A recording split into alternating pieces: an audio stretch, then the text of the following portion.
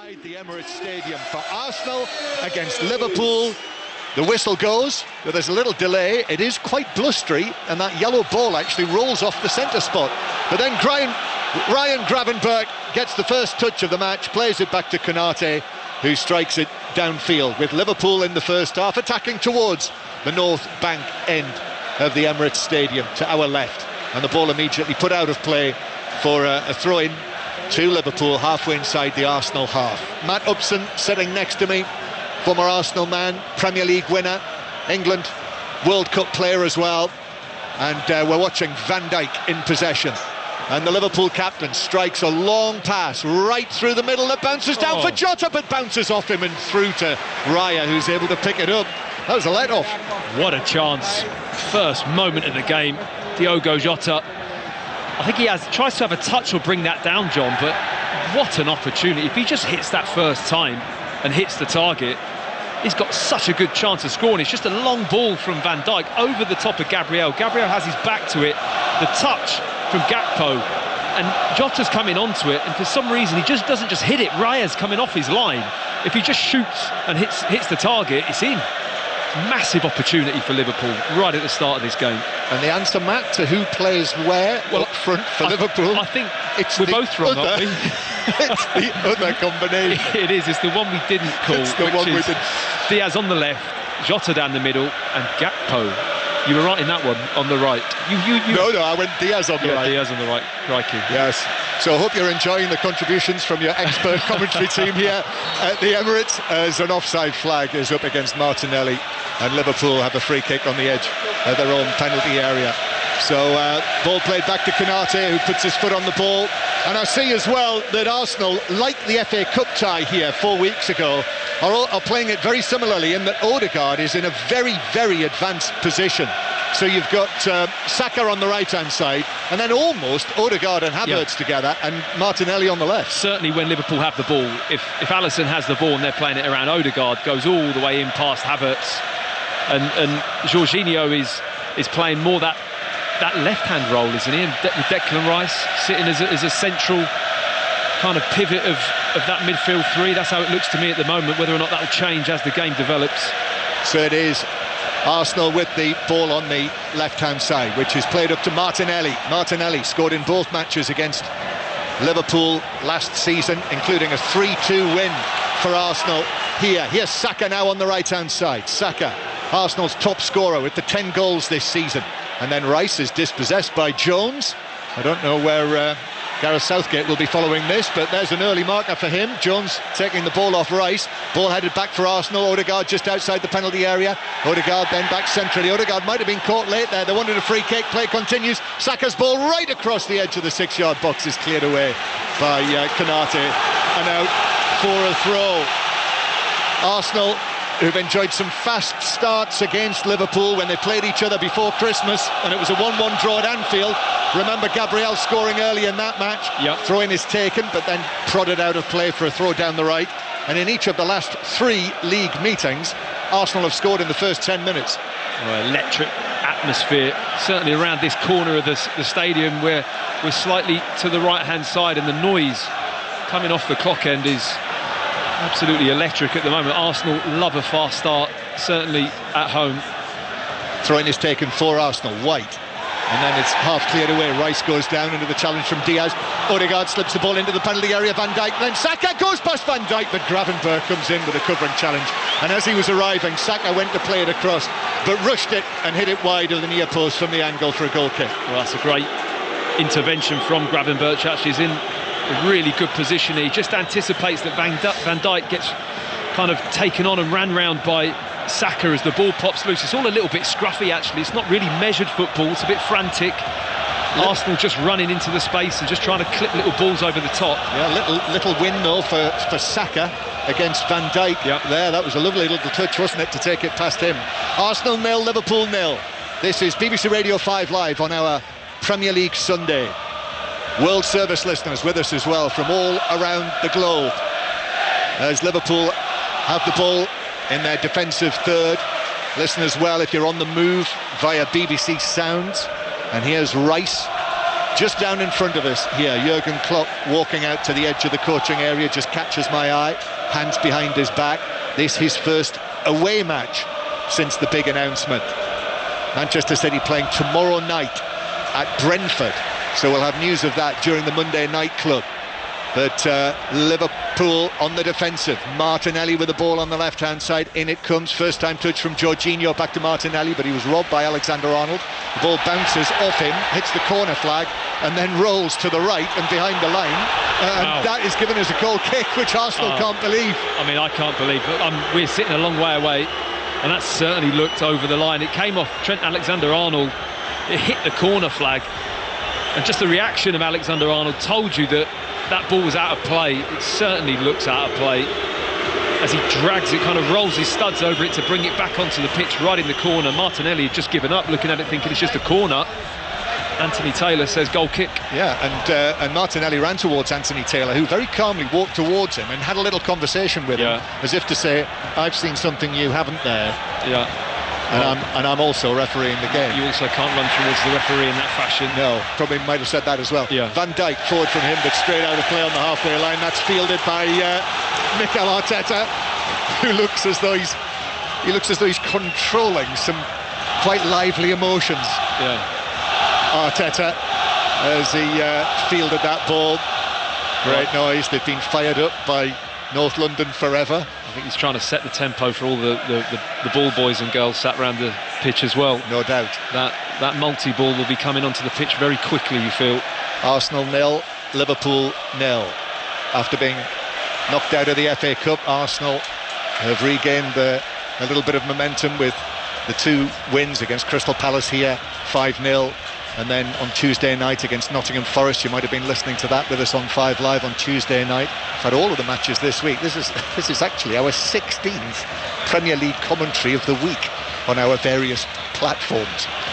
Here's Arsenal coming forward. Jorginho bounces back to Jorginho, and then it runs out of play on the far side. Final touch off the Arsenal man, and it's a throw into Liverpool 10 yards inside their own half. So Liverpool to take this with Trent Alexander-Arnold after the genuinely exciting run that Conor Bradley has had in the Liverpool starting lineup. It goes back to the experienced man, Alexander-Arnold, as Liverpool win a free kick on the halfway line. Alexander-Arnold, who made his 300th Liverpool appearance when he came on as a substitute on Wednesday against Chelsea. Ball played forward to Jota on the right-hand side. Jota, who scored in that match, scored in the last 2, 13 now for the season for him. No more Salah, obviously. How many appearances did you just say? 300 for Alexander-Arnold. That's unbelievable, isn't it? For Liverpool alone, at the age now of 25. I mean, that's an incredible amount of appearances. Yes, for such a young player. Although on Friday they were talking about the potential of him making 900 appearances for Liverpool. And I actually, when I heard that, I thought, if I was Trent Alexander-Arnold, that would make me feel absolutely tired. Yeah, very much so. I'd be like Jurgen Klopp. I'd be losing some energy. Yeah. Here's Jones. Jones now taking the ball into the Arsenal half. Jones through to Jota with a pass. Doesn't reach Diaz. Took a little deflection. And then in comes Rice with a challenge. He's a big figure today. Great tackle. Yep. On Gomez. So it's a throw in. And Mikel Arteta steps forward with plenty to say for himself. After that challenge, Rice on Gomez. Out of play for a throw. Here's Jones. Jones for Gomez, but a flick from Gomez takes it out of play. So Alexander-Arnold's back at right back, but Andy Robertson is on the bench again. So Joe Gomez, Jurgen Klopp continues with this show of belief in Gomez as his first choice left back just now. Well, I think, a game like this, he's been playing regular week in, week out. He's fit, he's sharp. Joe Gomez, he doesn't play the position in the same manner as Andy Robertson. We know what Andy Robertson can produce, but he's been out a long time. And I think it makes total sense that you play the player that's been playing week in, week out over the past couple of months or so, because it's going to come down to those moments of sharpness and fitness at some point in this game. Arsenal 0, Liverpool 0. Alisson long downfield from him, but over the top of Diaz, and it's out for a throw to Arsenal. It's a milestone match, this as well, in terms of Arsenal and Liverpool league meetings. It's the 200th that they've played over the years, so Arsenal's 100th home league match against Liverpool. They've only played more than that against Manchester United and Everton. It's one of the absolute staples of English football, and one of the first people I saw when I came through the doors of the Emirates today, as it often is, was Charlie George. Here's Diaz running infield. Diaz leaving the ball for Gakpo. Now it arrives on the left-hand side with Jones, who very nearly got it back from Jota, but was forced to bring it away back into the full-back position. Gomez with the cross, but too close to Raya, who's able to make the catch, all in black, and then overarms it out quickly for Martinelli, and that was an excellent delivery from the goalkeeper into the path of Martinelli, who's speeding away from Konate into the penalty area and pulls over the cross, and Saka couldn't get there in the middle. There was a defender with him, Gomez, it was, kept in play by Odegaard. Odegaard tries to pick out Rice on the edge of the area, but Liverpool, I think Gravenberch it was, calmly stepped in there, and then there's a foul on Diaz, and it's a free kick to Liverpool down in front of us. What a break by Arsenal. What a brilliant piece of play to watch. Fantastic from David Raya. Spots the space in behind. Liverpool fully committed, and it is a foot race from the halfway line between Konate and Martinelli. Konate does well, nearly matches him, and I think he should score there, Saka. I don't think there's much of an intervention from Gomez. He's alongside him. Martinelli clips the ball into the box with his left foot. He just doesn't really commit to the header. Bukayo Saka doesn't really throw himself at it and make any real solid contact with the ball. Should be in the back of the net. Scored on Tuesday, Saka.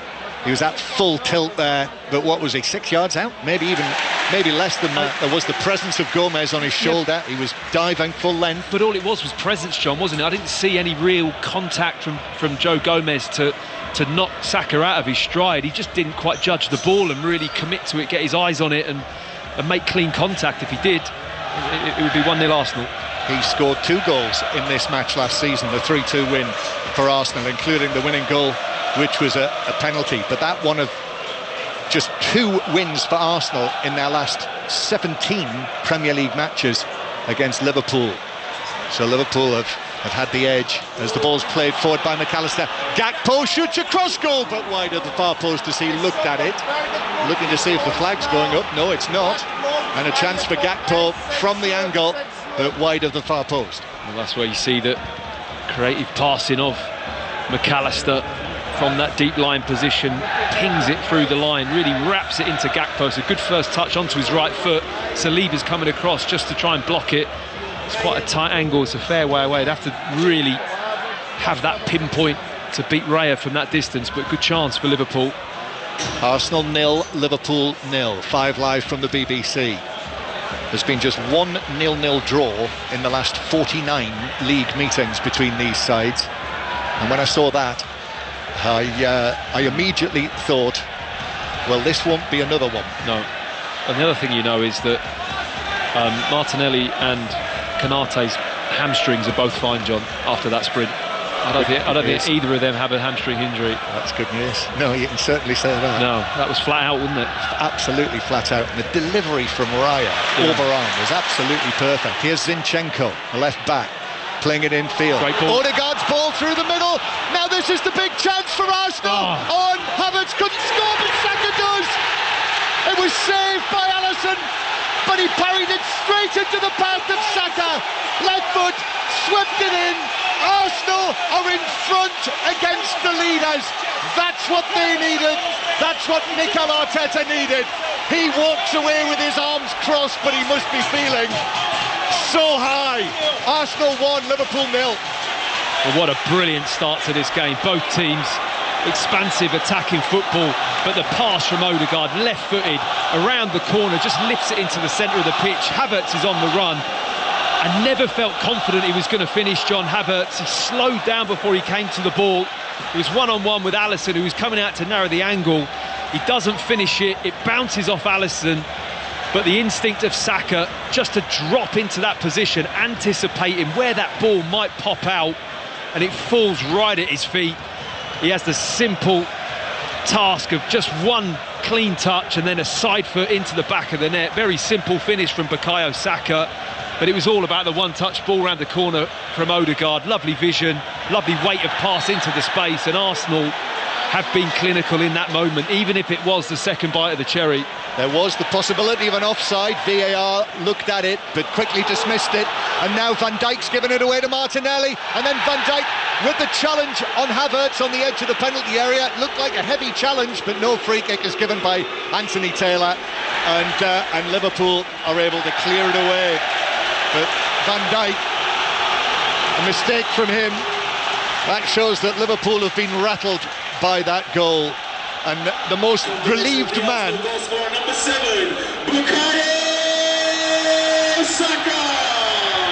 the most relieved man in the Emirates has to be Kai Havertz, after he was put through one-on-one with Alisson and basically shot straight at the Liverpool goalkeeper. Is it bad? But when that was building up, you just never felt that he was going to score, John. It was always going to end up being something like what happened, a ricochet, or Alisson to save it and to fall at the player at like Saka's feet, because he just slowed up before he went to strike the ball. He doesn't have that confidence in front of goal at the moment, and it certainly tells. But fortunately for Kai Havertz, Bukayo Saka was just to his right and was able to latch onto the ball, took a little touch and then left foot finish for his 11th goal of the season, his 49th goal for Arsenal, incidentally, in all competitions, and also his second of the week, having scored in the win at Nottingham Forest on Tuesday night. So Arsenal 1, Liverpool 0. They've got their customary early goal, Matt. Not in the first 10 minutes this time. Took them until the 14th. But the press is quite high, isn't it? We've just seen Van Dijk make a little mistake with the ball, but Arsenal, especially Odegaard, as we've already mentioned, going so high, trying to apply pressure to that back four or the goalkeeper to make a mistake. Konate, high ball from the right-hand side. So Liverpool behind. Liverpool, just the one defeat in domestic competitions this season.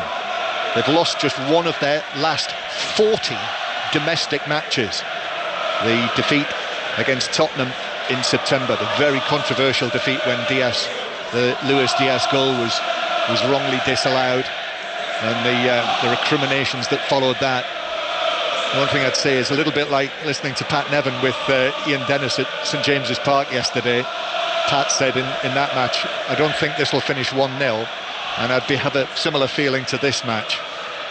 It certainly started in that fashion, is it? Both teams looking like they're capable of scoring goals. Superb footwork from McAllister, who evaded the challenge that came in on him, but then Gravenberch couldn't keep the ball in. I think he might have slipped, and therefore it was out of play for a throw-in to Arsenal, who take it back to the edge of their penalty area. Rice across to Saliba, and then back to Declan Rice, who's effectively in between the two central defenders. And then a heavy pass from Gabriel out to the far side. Zinchenko couldn't keep it in. Liverpool throw. I'm glad Rice is playing that central role. I know when Jorginho sometimes plays with him, he can play that centre, but for me, Declan Rice, I mean, whether or not Jorginho is central, but Declan is sitting in front of that back four, and he's got that kind of freedom to use his defensive instinct. He really does know when to drop into those wide areas, sit in front of the back four, constantly checking his shoulder. Where's that attacking midfield player? Is the centre forward dropping into my hole? Very rarely gets caught out positionally by those kind of movements, and I think that's going to be key in this game. I mean, it is almost a 4-2-4, certainly when Arsenal are attacking, with Rice and Jorginho to his left. But as you say, Matt, you know, that he holds the central area, Rice.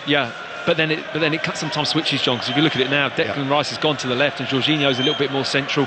Whether it is just a 2 with Odegaard almost as a number 10, certainly out of possession, Odegaard's going all the way up with Havertz and trying to press really high up, and Jorginho and Rice are left with the responsibility in the middle of the park. So Arsenal lead, the 14th minute goal. This would take Arsenal to 49 points, so they'd be just 2 points behind Liverpool. But I think it's a little early to start talking about what it might mean for the league table. We'll leave that till later in the afternoon. Alisson, almost in the centre circle, the Liverpool goalkeeper, plays it forward over the top. That's headed away though by Saliba, and then there's a foul centre field. And Declan Rice points to his own chest after the challenge on McAllister, as if to say, what my foul on McAllister? I think he made a genuine attempt for the ball, but he had a little glance to see where McAllister was first, and Anthony Taylor was all over it. Liverpool take it quickly and play down the right-hand side, but it peters out, and Raya, who He's got the ball at his feet now, just passing it out past Jota to Declan Rice. Now back into the almost the right back position, even though it's Saliba who's out there. And then that's a heavy challenge by Van Dijk, who takes down Saka, and then immediately it stands over him, extends his hand down to Bukayo Saka and pulls him to his feet. Arsenal tried to take a quick free kick through the middle, but Alexander-Arnold was able to deal with that quite easily.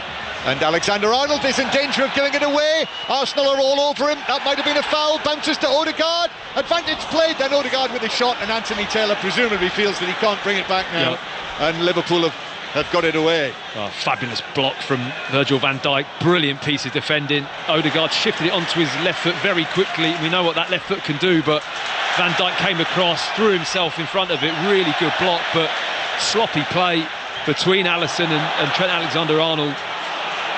Alexander-Arnold defending again here, but Martinelli gets there first on the left-hand side, tried to play it across, it comes off Alexander-Arnold and bounces away back out towards the far side and rolls out of play for a throw-in to Arsenal that Zinchenko is waiting to take, still waiting to take. He's holding that ball up in his right hand.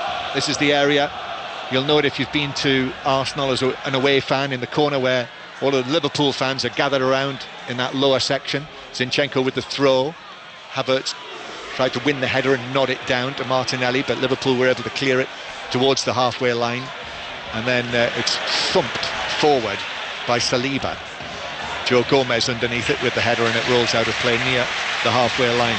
Trent Alexander-Arnold coming back into the team today then, in the absence of Conor Bradley, having come on as a substitute in the previous two, having missed 3 matches after he injured his knee in the cup tie here, the FA Cup third round tie against Arsenal.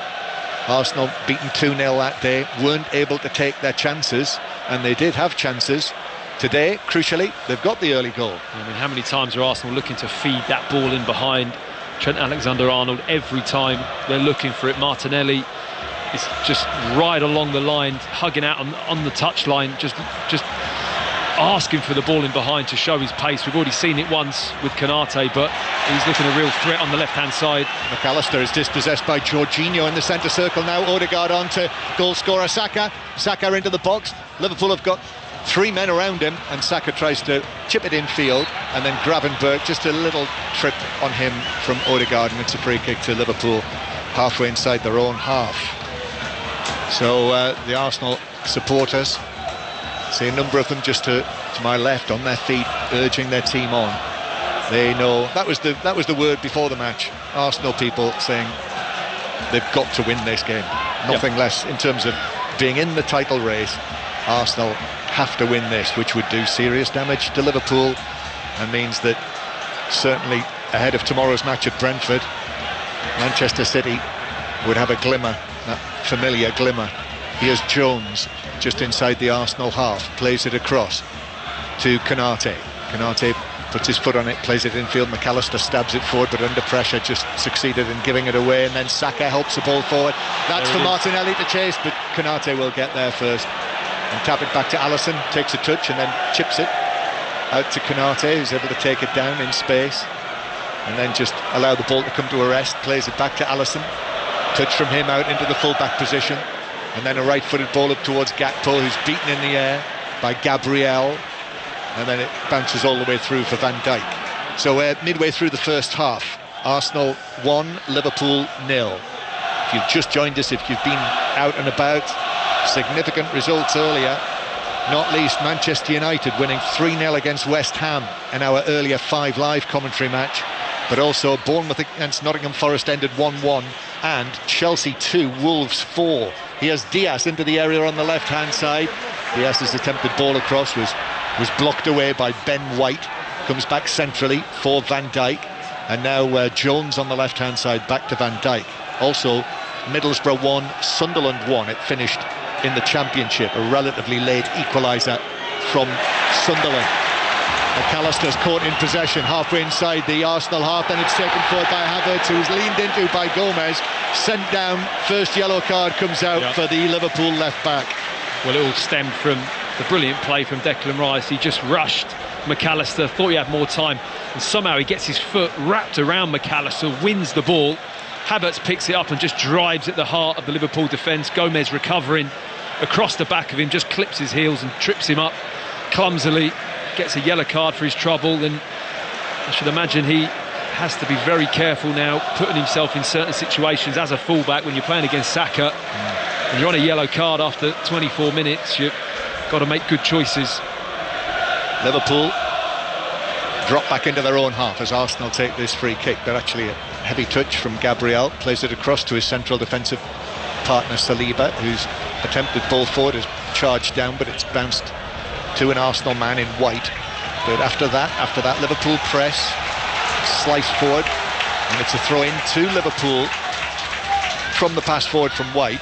But Martin Odegaard, the Arsenal captain, calls on his teammates to come forward. Come forward. Arsenal aren't taking many risks with the ball, are they? Certainly at the back. I mean, we know they like to play and move the ball all the way across the back line of goalkeeper, but when they're getting heavily pressured, they're not afraid to just clip it long into Saka, try and chip it into him or over the top to Martinelli, not giving Liverpool the chance to press in their defensive third and win the ball. And Arsenal have won a throw-in after the Liverpool throw. And there was a double clenched fist from Odegaard there. You know, he got what he wanted, the captain, the Norwegian. Throw in, White to take this. The number 4 for Arsenal, who's stealing a few yards. He's still waiting to take the throw. Eventually he does. Odegaard heads it on, but that'll just bounce through for a goal kick, and it comes to nothing. Arsenal 1, Liverpool 0. Bukayo Saka scoring the opening goal. And Anthony Taylor just blowing his whistle and is going to speak to Ben White. Declan Rice, I think.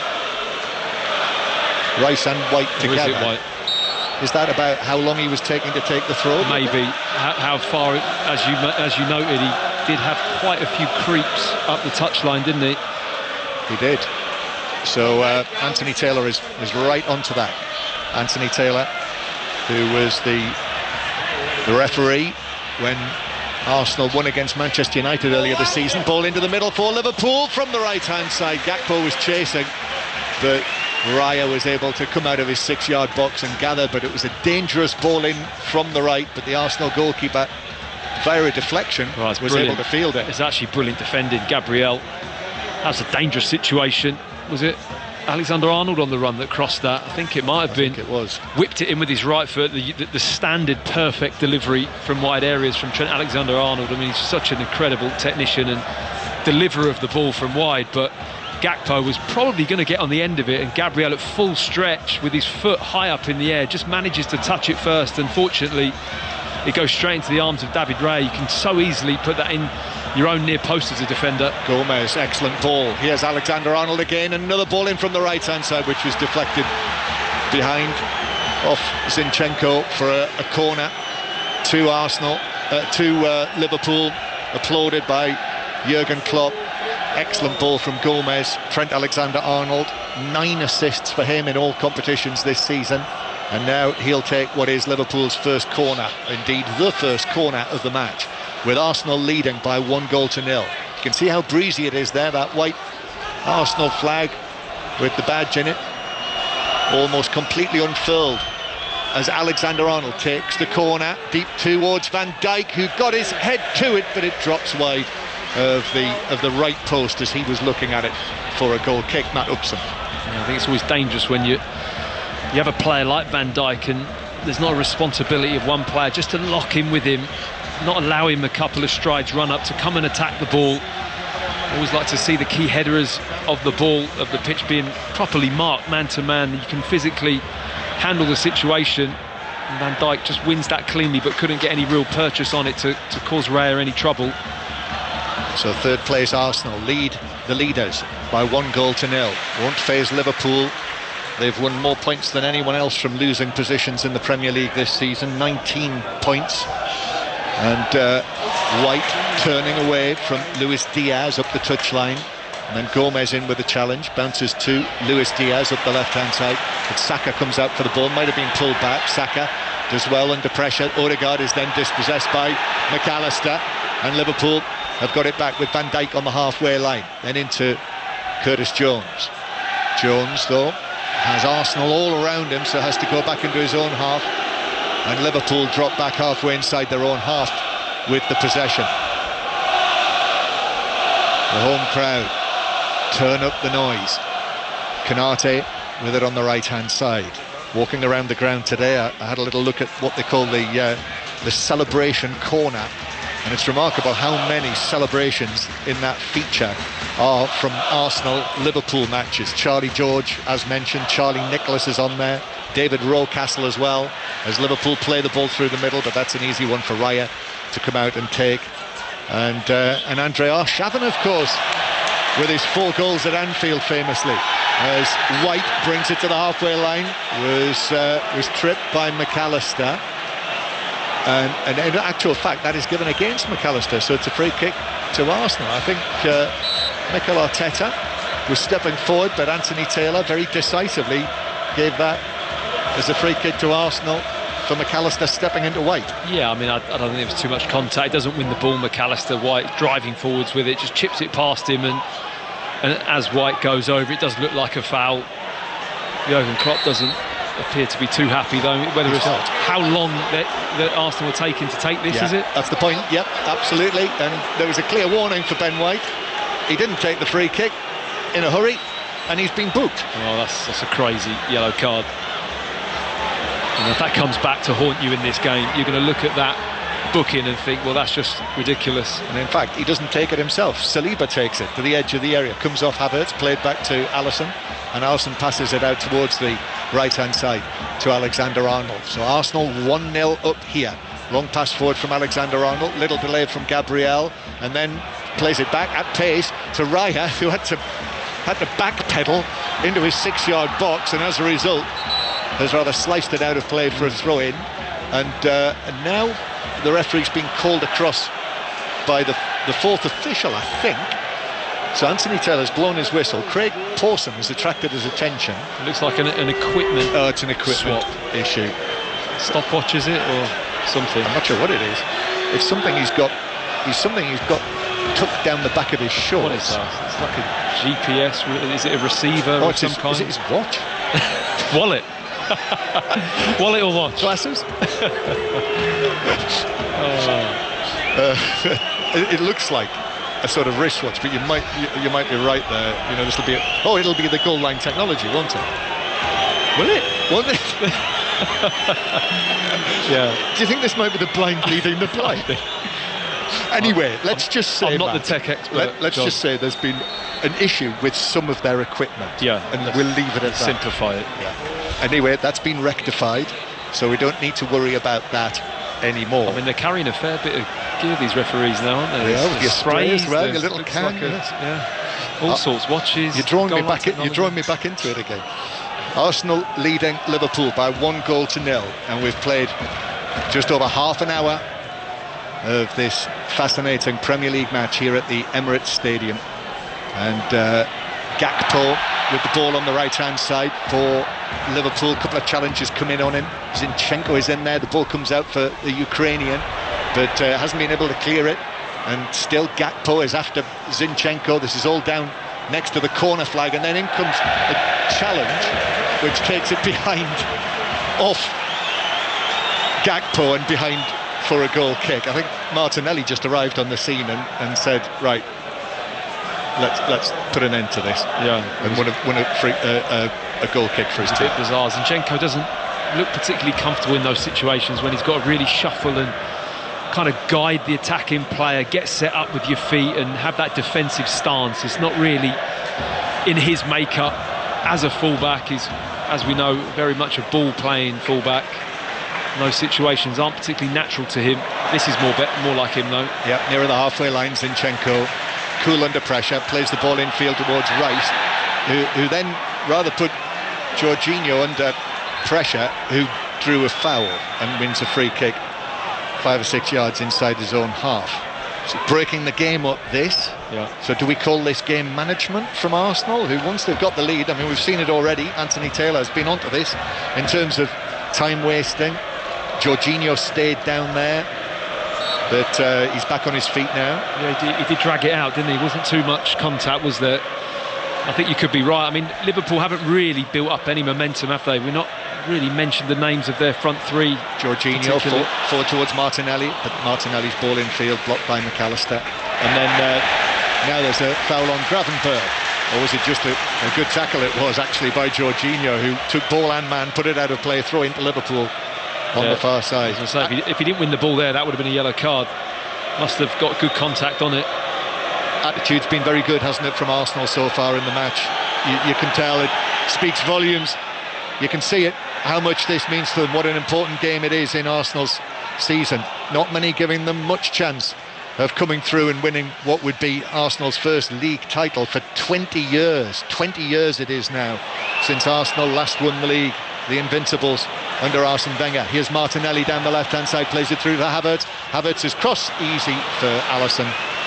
For a goalkeeper of this standard to just step across and catch the ball. It's not the best of deliveries, was it, from Havertz? Fantastic pass from Gabriel, left foot with his laces, kind of just drills it with a little bit of fade over the top into the path of Martinelli, who slips it into Havertz, and the cross was disappointing. It needed to be cut back to Odegaard, who was kind of arriving on the edge of the 18-yard box. As Declan Rice steps in on the halfway line and passes the ball back towards the edge of the penalty area. There's that instinct, isn't it? There's that Declan Rice identifies where the danger is and gets in quickly. Yep. Highlights on Match of the Day tonight on BBC One. You can watch them anytime on the iPlayer, and the Women's Football Show will follow that as well on BBC One, as Arsenal win themselves a throw-in halfway inside their own half. Oh, and we've got some sad news here just coming into us that Barry John, the legendary Wales Rugby Union British Lions fly half, has died at the age of 79. So we'll have, obviously we'll have more on that at half-time and throughout the remainder of the day as well, I'm sure, on 5 Live. One of the great names of, well, my early sports watching years, Barry John. I think was he involved in the famous try for the Barbarians?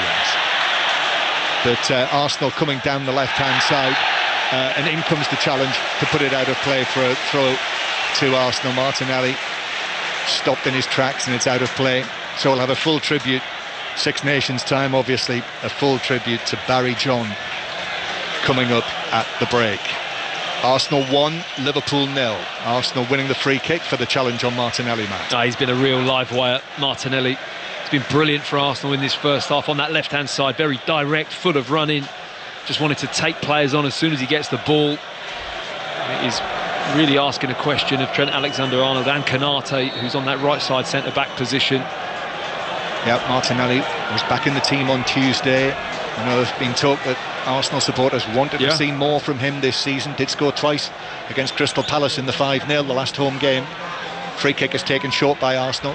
Comes back to the edge of the box and is played in, but headed away by Konate. Comes out to Gabriel, left foot shot from him, but Alisson's able to go down. It was close enough for the Liverpool goalkeeper to go down and field it to his right, and then launch one downfield, which is glance headed back by Jorginho to goalkeeper Raya. Well, it's ended up okay, but that's a risky decision from Jorginho. Under real pressure, he just glances the ball back to David Raya, but that could easily go wrong. It'd be more in favour of just heading it up in the air, John, or away. I looked at you as I said that, and I saw the expression on your face. There's a man who's come out on the wrong side of those before. Saka, now at the other end, left-footed ball into the penalty area. Havertz was after that, but it was headed away for Liverpool. Right for the shot, that's deflected on the edge of the area. Havertz, who was in an offside position, I'm fairly sure, yes he was. Shot for goal, it was saved by Alisson in any case, but it's Liverpool's ball. Yeah, he knew he was offside, Havertz. He kind of thought, I'll just hit it anyway, but he was a good couple of metres probably offside, Havertz, when the shot went in from Declan Rice. Yes, you had the look on your face of a man who's fallen foul of that sort of thing during the course of your career, or perhaps just seen others fall foul. No, you'd be absolutely right. What's the one that comes to mind? Well, I just think had it Middlesbrough away once, tried to head one back and there we are. Literally nosedived into the turf. And, well, it wasn't pretty. No, it wasn't pretty. So high and away and up and over. Yes, that is my preferable defensive headed. All credit to Jorginho. He got it absolutely right. When it comes off, it's silky, isn't it? It is. Everyone applauds when it comes off. Arsenal 1, Liverpool 0, 5 live in the World Service from the BBC. Here's Gomez playing the ball through the middle, Gakpo, then Alexander-Arnold hits it to the edge of the area into Gabriel, who is, with that touch, able to control it, and they'll volley it away, and then Gabriel goes in for the challenge, but there's cover there. Zinchenko is headed forward by Gakpo, but Zinchenko is able to clear it away on the edge of the box. We've not really seen, whichever way they're playing, the Liverpool front three, Jota, Gakpo, Diaz, they've not really been able to get into the game like they were against Chelsea at Anfield on Wednesday night, but obviously it's different. Absolutely not. I touched on it just before, and we haven't said the names of the front three barely at all in this game, and I have to say that's a big piece of credit to Arsenal, the way they've pressed, the way they've got after Liverpool. They've not allowed them the time, and certainly the two centre-backs and the full-backs for Arsenal just coping at the moment with Jota and Gakpo and Diaz not really causing any problems whatsoever in comparison to Saka and Martinelli for Arsenal. Yeah, the way that the game has gone thus far, I think we can expect to see Darwin Núñez coming onto the field after his extraordinary night on Wednesday's 11 attempts on goal, including bar and post struck 4 times without scoring. But he did set up a goal for Diaz. Yeah, Liverpool in the lilac, this unfamiliar lilac kit. Out to the right-hand side, Gakpo is there, then it's flicked forward by Alexander-Arnold to Diaz. Diaz, who's out on the right-hand side, tries to work it across, but under pressure, all he does is effectively pass it to David Raya, who's able to control it and pick it up. 5 minutes to go, less than that, 4 minutes to go to half-time. So at half-time, if you've just switched on, we will have more on the news that has just come in the last 10 or 15 minutes or so of the death at the age of 79 of Barry John. So more on that at half-time, plus further reaction to the earlier matches too. The Test Match special podcast is out, as is the case at the end of every day's play in this Test Match. So the live coverage in breakfast in the morning, and of course the Six Nations Daily is out as well, both on BBC Sounds. Arsenal win possession back in the centre circle, but Saka just played it into an opponent as it bounces for Havertz. It's the third time Saka's tried to play that left-footed pass over the top for Martinelli, though, isn't it? He comes inside Saka and just wants to whip it over the top into the space behind for Martinelli. Again, just as you're talking, Matt, Declan Rice takes charge in centre field. Then a ball forward for Martinelli down the left-hand side. Konate's gone out there, so it's Martinelli against Konate, but Konate comes out with the ball. And then Liverpool have it at the back. It played all the way back to Alisson. I see, as well as those on the Arsenal bench, Mohamed El Neni is there as well, having got back from the Africa Cup of Nations, and Wataru Endo will be on the way back to Liverpool as well after Japan were knocked out of the Asia Cup. Havertz rather dives in on the challenge on McAllister. Well, there's a reaction from Havertz again that he can't believe that's been given as a free kick, and the crowd as well, that McAllister looked to me to have been caught by the challenge. Well, the flip side is Virgil van Dijk's come running over saying, well, if you're going to give it as a foul, it has to be a yellow card. And I can see that. I can see that. You know, I can totally understand that. McAllister isn't planted, but Havertz doesn't win the ball and makes a significant contact with him after really sliding in. So you'd probably have to agree with Virgil van Dijk. Yeah, Anthony Taylor certainly got the decision right, but only a free kick. Liverpool coming forward, looking for an equaliser in the latter stages of this first half. Ball across from Alexander-Arnold, taken down by Diaz on the edge of the box, but closely watched he was. And now Martinelli is set away on the halfway line. Martinelli's got two Liverpool players, Konate and Alexander-Arnold there. Martinelli then plays it across square. Havertz then to Saka. Saka edge of the box, into the penalty area on the right, but then with his left foot back to Rice. Now back to Saka, then stabbed wide, where White will just reach it before it rolls out of play. And then White back to Rice, just outside the box, and then it comes back centrally to Jorginho and Arsenal. This is good possession, slick passing inside the Liverpool defensive third. Now Ben White on the right-hand side curls it across. Konate's under that to head it away, headed down by Odegaard. Then Saka nods it back to the edge of the penalty area, and Liverpool have been able to nick it away up towards the halfway line.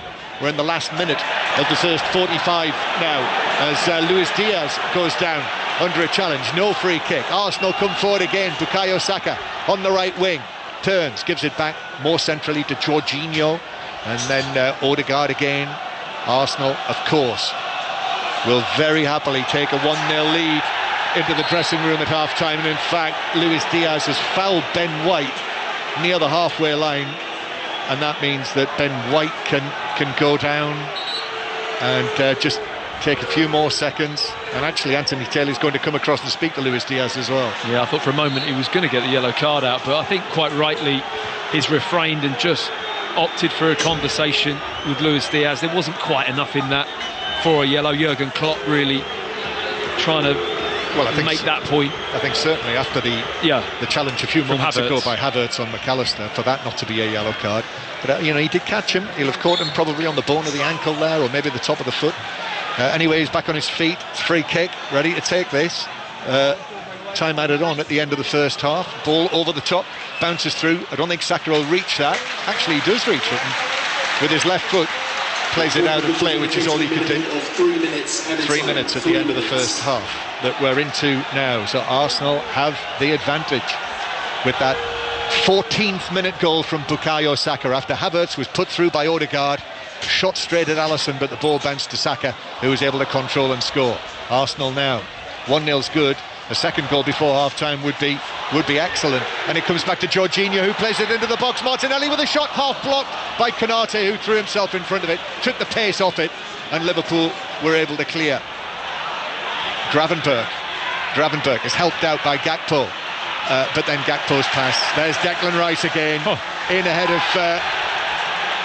of Luis Diaz, and then a challenge from Gabriel on the halfway line as well to put it out for a throw. He's been everywhere, Declan Rice, in this first half. What a performance so far from him.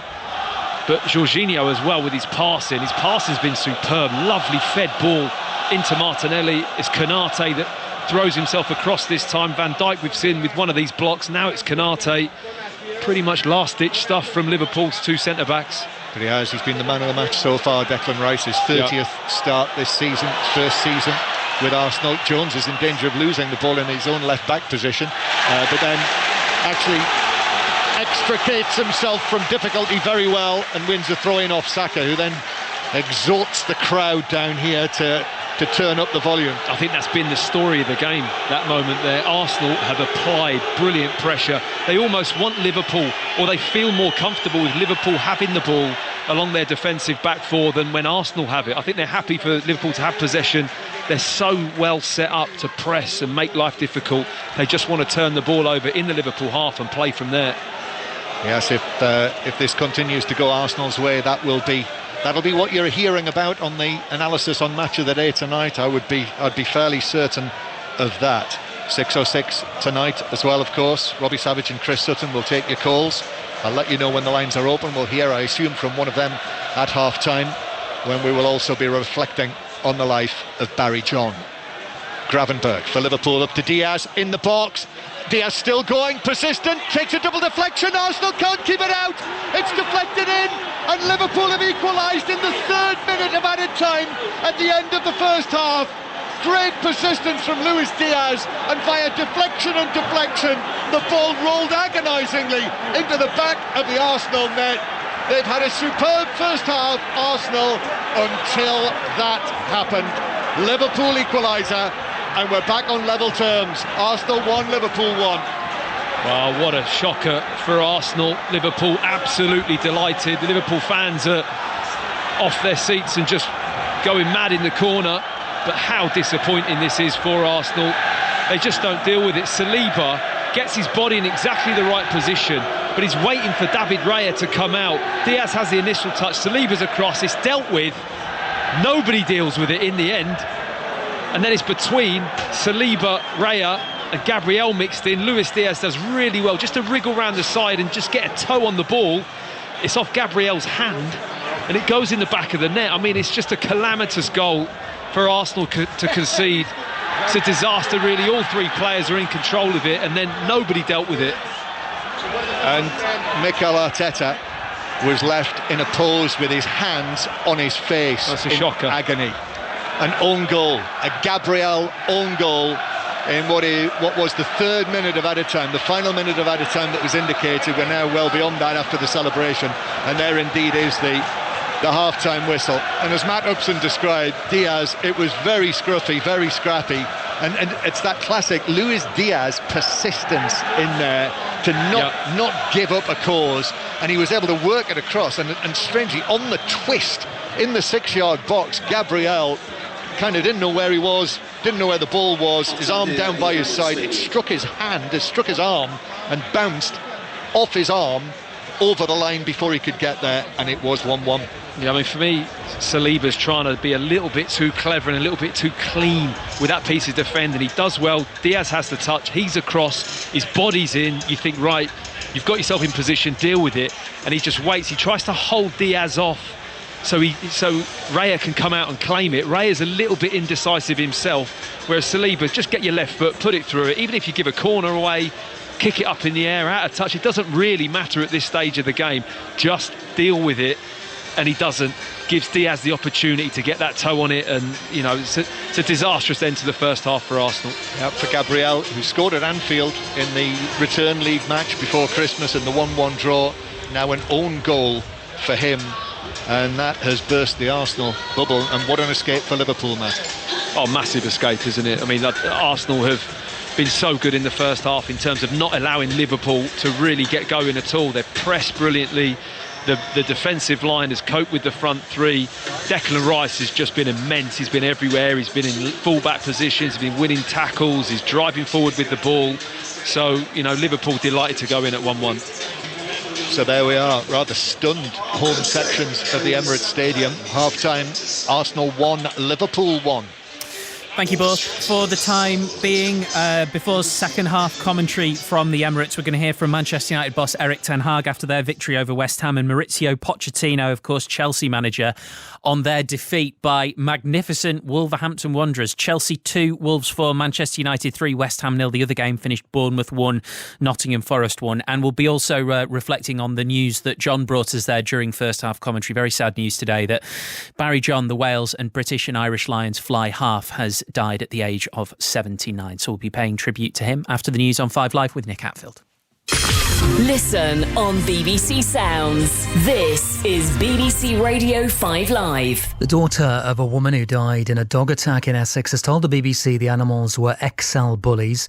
Esther Martin, who was 68, died in Jaywick near Clacton yesterday evening. A 39-year-old man has been arrested. Police say the dogs were destroyed and their breed hasn't yet been confirmed. Our reporter Sam Harrison is at the scene. A really concerning incident for residents of Jaywick. We're at Clacton Police Station just down the road, where a number of updates have been made throughout the day. 68-year-old Esther Martin is thought to have been visiting family when she was attacked by 2 dogs shortly before 4 p.m. yesterday afternoon. When police reached her, she was in a seriously injured condition, and then she later died on the scene. Police are still searching for a man suspected of attacking a woman with a corrosive substance in South London. They're offering a reward of £20,000 for information leading to the arrest of Abdul Shakur Azedi.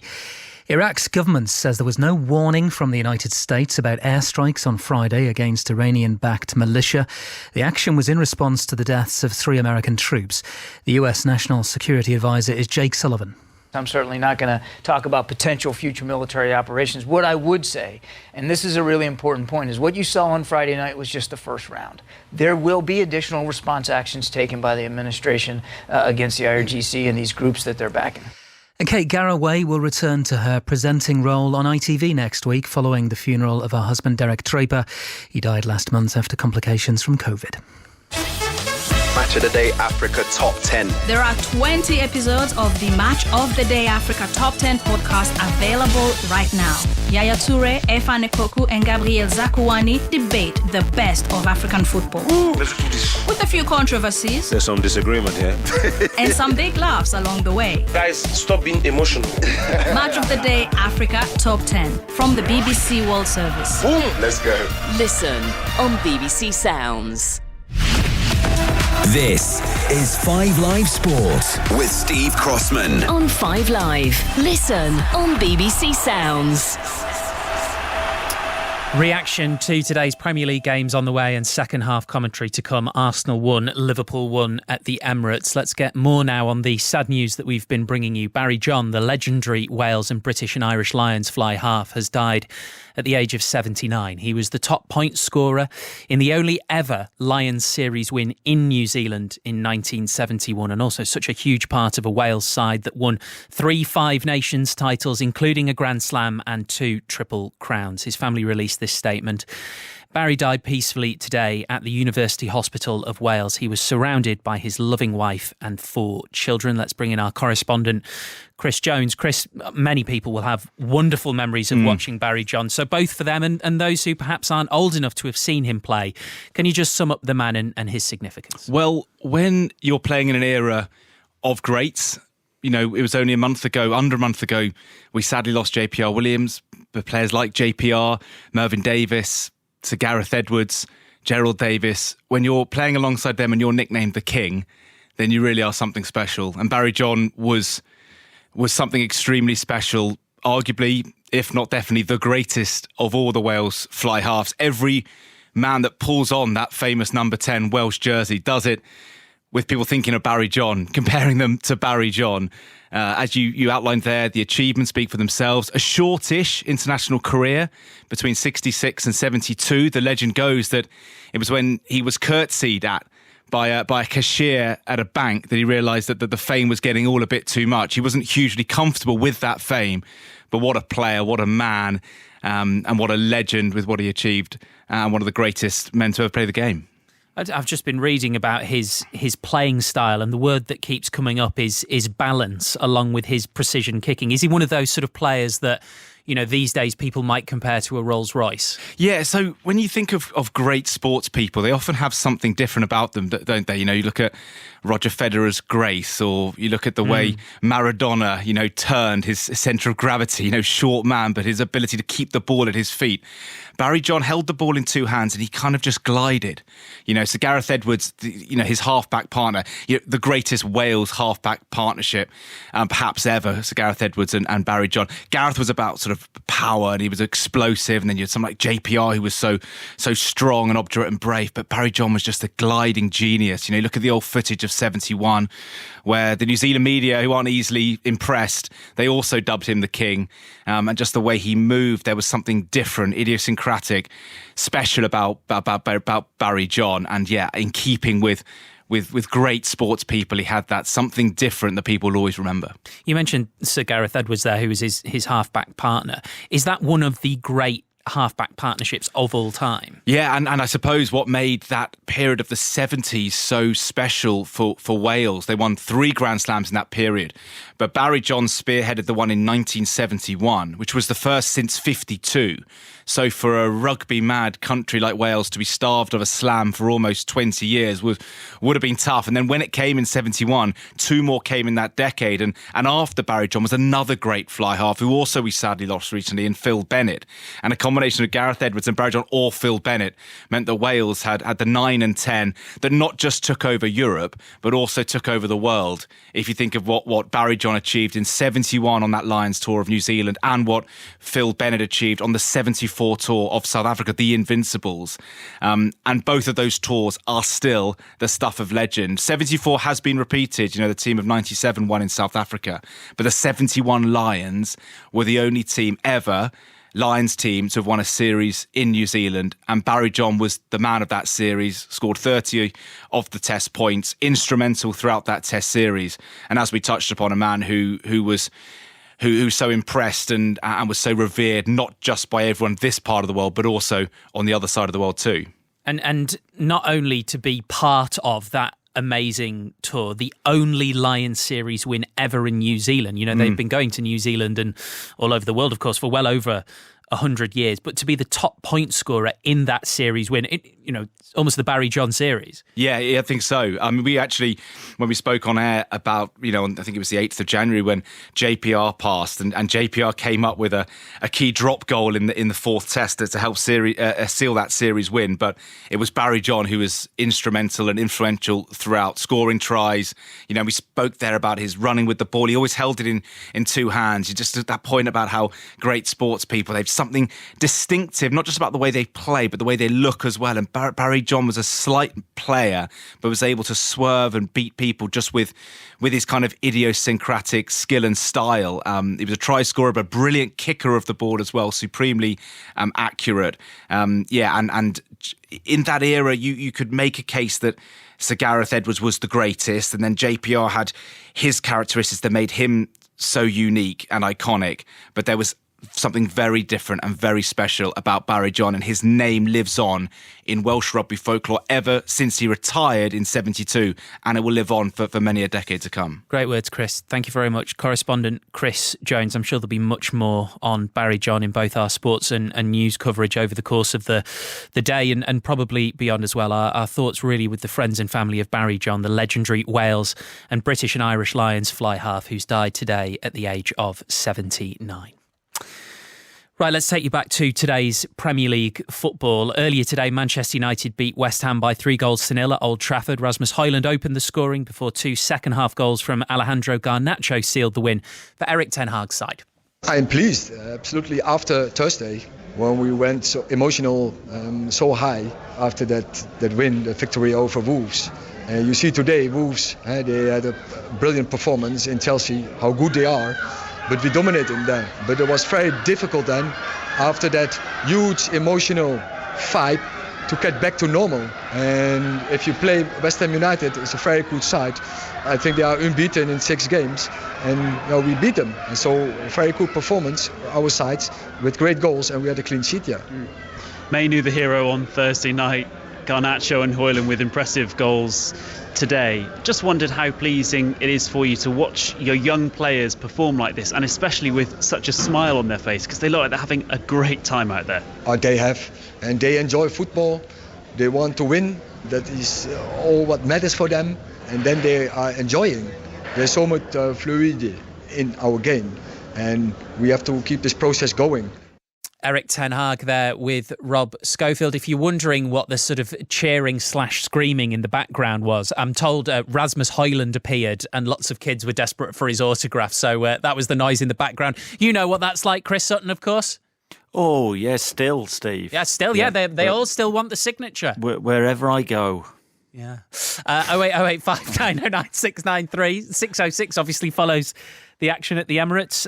Manchester United fans, happy Manchester United fans. You don't get that often, do you?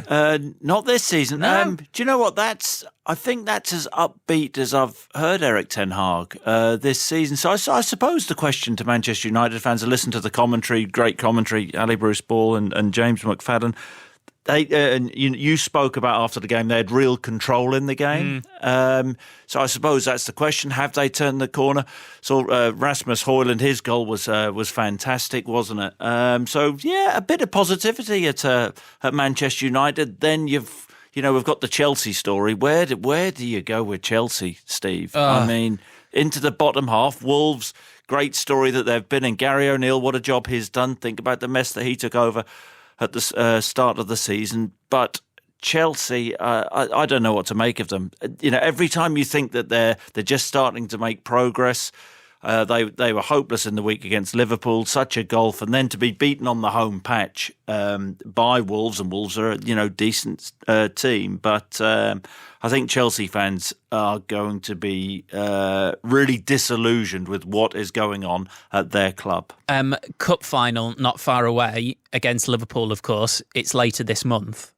I mean, there's a danger that they could be embarrassed in that cup final. I know anything can happen, but if that were to happen, you've then got to wonder what it would mean for the manager, don't you? Yeah, you're absolutely right. You have to see signs of progress, and I suppose that the owner would have wanted progress to come quicker. They were so bad last season, so they had to get better, and I do think they're slightly better than last season. But if you go back to and think about, if you spend £1 billion, you'd want a greater return than what you're seeing at this moment in time. So I suspect we'll hear from a few disgruntled Chelsea fans this evening. They got much better value Chelsea out of you, didn't they? Yeah, did you see my tweet? Better. I tweeted I didn't that. actually. Well, is that what you tweeted? Yeah. Great minds. Yeah, but Steve, yeah. But truly great minds think differently, apparently, Chris. I think that's nonsense. Is that right? Oh no. I think our minds are the key ones. Thanks, Chris. Have a good one. Either are great, but go on. Well, we'll cut that Well, bit. you are. Sorry, Oh, Steve, come on. Is it you and Robbie today? Yep. Oh, one great mind then. Enjoy. 08085 909. I didn't say who. 909 693. You can speak to Chris and Robbie on 606. They'll be with you the other side of the second half at the Emirates. Arsenal won, Liverpool won. Big 45 minutes. John Murray. Yes, thank you, Steve. We'll be at Wembley in exactly 3 weeks' time to bring you the cup final, the Chelsea-Liverpool cup final. So join us for that on 5 Live. But we've got a very big Premier League game in front of us here, the second half, with Arsenal 1, Liverpool 1, and Matt Upson. Mikel Arteta making a change. Zinchenko off at half-time as the second half begins. Arsenal getting play underway, and Jakub Kiwior coming on. Ball fired for Arsenal right at the edge of the penalty area, headed away. Liverpool off on the counter-attack.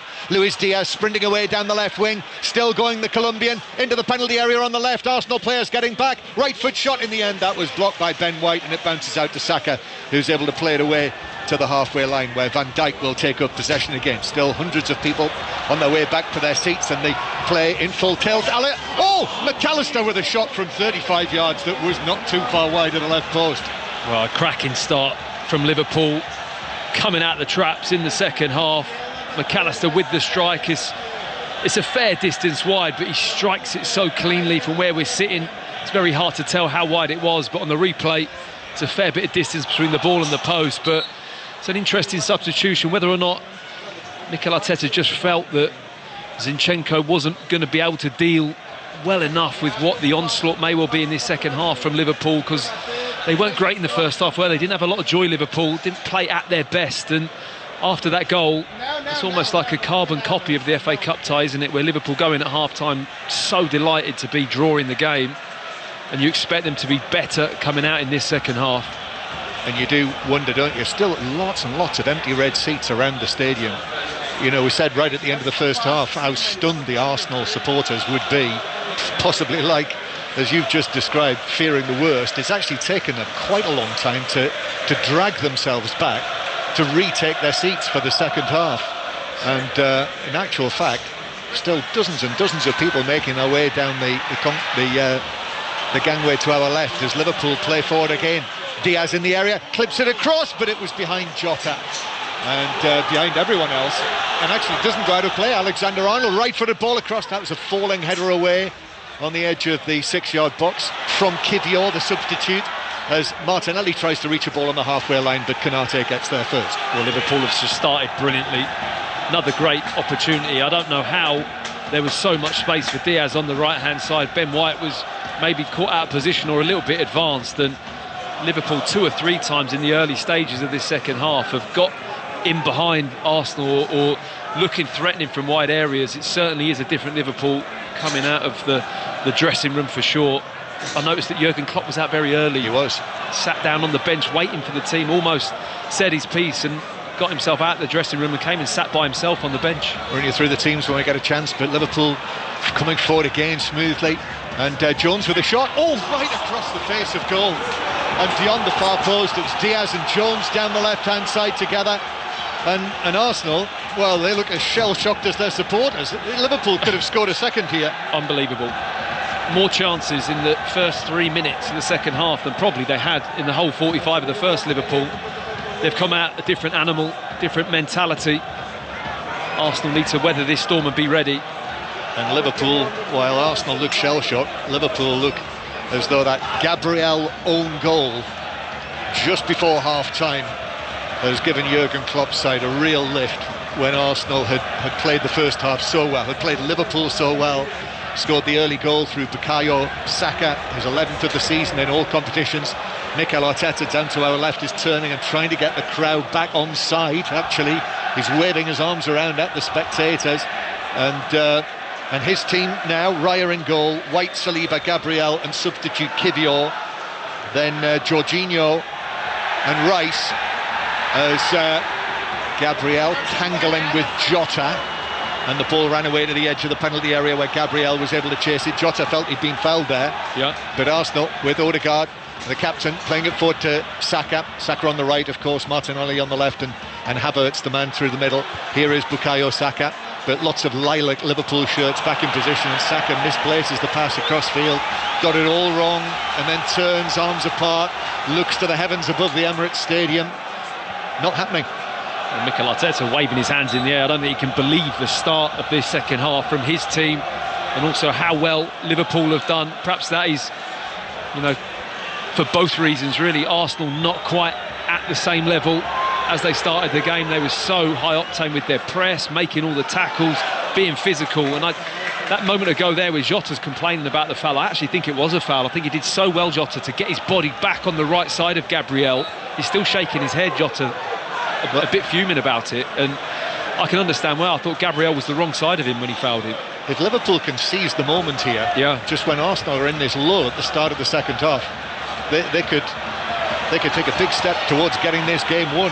It's an Arsenal throw which Kivior is taking an age to take, eventually does. Havertz into the penalty area, but Konate went with him shoulder to shoulder, and that was excellently defended by Konate, who's able to come out with the ball. Gravenberch is then put under pressure by two Arsenal men. It's cleared away towards Gakpo. Then it's won on the halfway line by Saliba. Declan Rice now, who's the man of the first half, steps in, wins the ball back. Jorginho back into the centre circle, and Arsenal have it back. And the Liverpool team, as it started the match with Alisson in goal. Here's Martinelli now on the left-hand side. Martinelli attacking into the full-back position against Alexander-Arnold. Turns it back to Kivior. Kivior back to Declan Rice, just near the left corner of the penalty area. He's forced wide though by McAllister, whose work has been tireless in this match. The number 10 for Liverpool, the World Cup winner. And that's an excellent pass from Jorginho to the edge of the box. Odegaard, it's worked on to Saka, who was in an offside position, and it's a free kick to Liverpool, and more frustration for the home supporters. So Liverpool, Alisson in goal, Alexander-Arnold, Konate, Van Dijk and Gomez. Then in midfield, McAllister with Gravenberch to his right, Jones to his left, and the front line as Liverpool played forward for Gakpo to chase through the middle, but Raya was well out of his penalty area and was able to volley it away downfield. Yes, Gakpo on the right-hand side, Jota in the middle, and Luis Diaz on the left-hand side. Arsenal coming forward again. I think they've regained their composure. Jorginho looking to his left for the arriving Gabriel, and then Jorginho again. That's a good ball to Havertz, square from him. Odegaard left foot shot deflected, just wide of the foot of the post. I think it was on target for the bottom right corner and was deflected wide of the other bottom corner. Yeah, kind of wrong-footed. Alisson, as he has his touch onto his left foot, he shoots for the far post, but it deflects and spins into that near post area. Alisson's going the other side of the goal. He just adjusts and goes down to his right, but the ball into the side netting. But that's the second passage of play now Arsenal have put together. They're a bit calmer, they've settled a little bit, and they're getting back into their football. I think this is Arsenal's first corner of the match, delivered from the left-hand side to the near post, but it's headed up and away for Liverpool. Doesn't clear the penalty area, but Luis Diaz is there to control and volley it away to where Mikel Arteta is actually standing, waiting for it to bounce off the pitch, and he actually picks it up and holds the ball because he's got some instructions for Martinelli, and then drops the ball behind him to Kivior to take the throw. Anthony Taylor saying, can you please just get off the pitch a moment, Mikel? Get off the pitch? Yeah, see that technical area over there? Stay in. That's your spot. Stay in the technical area. Yeah. Liverpool are looking at, they're going to make a double change. Darwin Núñez and Harvey Elliott, I think, are getting themselves ready. As Arsenal in the Liverpool half, it bounces away for Curtis Jones. Jones is then tackled by Jorginho, but the ball ran to Jota, and now Gomez to the left-hand side, and Luis Diaz, little ball in to Jones. Diaz just gets there first and chips it to Alexander-Arnold, who curls the ball in right across the penalty area to the left-hand side, where Jota brings it down, and then Jota's ball in. Up goes Saliba to head it away. Comes out to Jones on the edge of the box, but miscontrolled it and presented it to Saka, who was able to clear. Arsenal have suddenly got everyone back in their own defensive third, and then McAllister is just clipped by the hit of Odegaard as he went past him, and the Argentine went down. Free kick, which is allowed to be taken quickly from the wrong place by Anthony Taylor.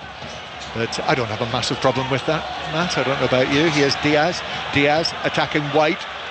Still going, stabs it to the edge of the penalty area. Jota back out to the left-hand side. Curtis Jones is there.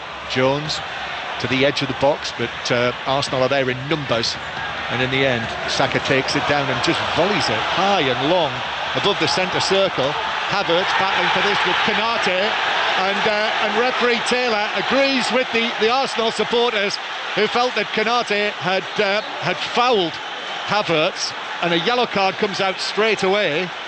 And Havertz was backing into him, but Konate was using his arms, and I mean, he was effectively the last defender there, Konate. Yeah, I mean, Havertz does well because he really does have a look for Konate. It's a difficult one for the defender because the ball's bouncing. Havertz gets his body in between Konate and the ball. Then he really looks for him to make the contact, to make himself known. Konate just puts his arms across him. He gives a yellow card there, John. I don't think that's a yellow card for me. It's a foul, you know, and what have you. But possibly because of the position.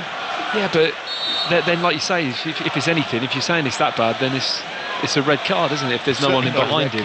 No, but I just don't see why the yellow card's been brandished. It's just a foul from Konate. Good play from Havertz getting his body in.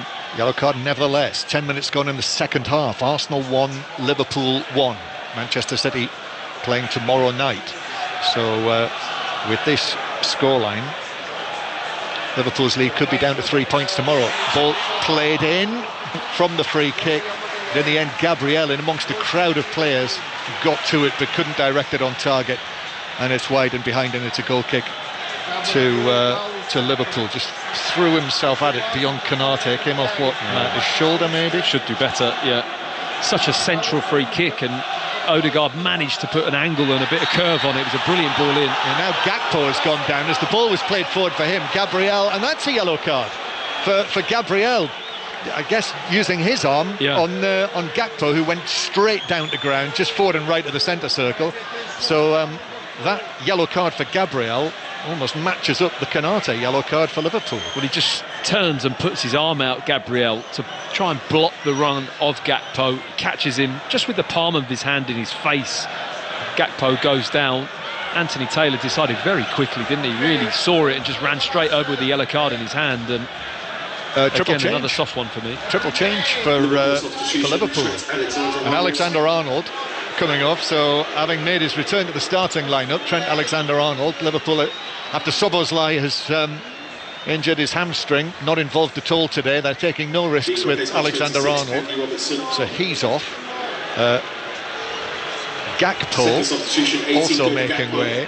So Harvey Elliott coming on, Andy Robertson coming on as he continues to make his comeback, and Darwin Núñez is the third Liverpool player to come on as predicted. So Gravenberch, Gakpo and Alexander-Arnold are off. So one defender, one midfielder and one forward. It's a straight swap with Gomez, isn't it? To Gomez shift over to the right back position, and Andy Robertson will fill in at left back. Well, he was doing very well there at right back before he became the left back. McAllister curls in the free kick for Liverpool. Headed away, and then White volleys it out of play for a throw-in down the left-hand side. Arsenal 1, Liverpool 1, and Darwin Núñez, who has a history of being really dangerous coming on as a substitute. Darwin Núñez, yes, he might have missed all of those opportunities on Wednesday night against Chelsea, but he's got 11 goals and 11 assists this season, which is a significant contribution. And now Gomez wins a corner for Liverpool, off Kivio, corner for Liverpool. It's a very different feel about this second half. I mean, it's literally shifted, hasn't it, in the reverse of Liverpool now feeling like the team that has the momentum, has the power, the confidence. They're really making life difficult for Arsenal at the moment. And Arsenal supporters trying to raise things. Robertson takes the corner in for Liverpool, headed away at the near post. I think Havertz got to it, flicked on by Konate, ball dangerously still inside the Arsenal box. Jorginho tried to play it away and he played it off Jota, could have gone anywhere. It just bounced through and back for a goal kick. And there's a Liverpool man who's down, an Arsenal man who's down. It's Saka. Saka who's taken a knock on the head, side of the head, so we'll have a stoppage. Anthony Taylor leaning over him. I think he's not motioning on the physio or the medical people. And he was just had the job of marking Darwin Núñez on that set piece, and Núñez just shoved him into the pile of players, and I think he just got an elbow off of one of his own teammates in the side of the head and was a little bit shaken. But maybe this little break in play would just allow Arsenal to take a breather really and get themselves set up. That's Matt Upson, Premier League winner, England World Cup player, with us here on 5 Live and the World Service from the BBC. Saka's okay, didn't need treatment. Arsenal take the goal kick short from the back. Rice on the edge of the area, then cleared away by Gabriel, played infield. Now Rice takes it on, shrugs off Luis Diaz, surging forward. Rice gives it to Saka, right corner of the box. Saka cuts in field, left foot shot is wide across the face of goal, but it took a deflection.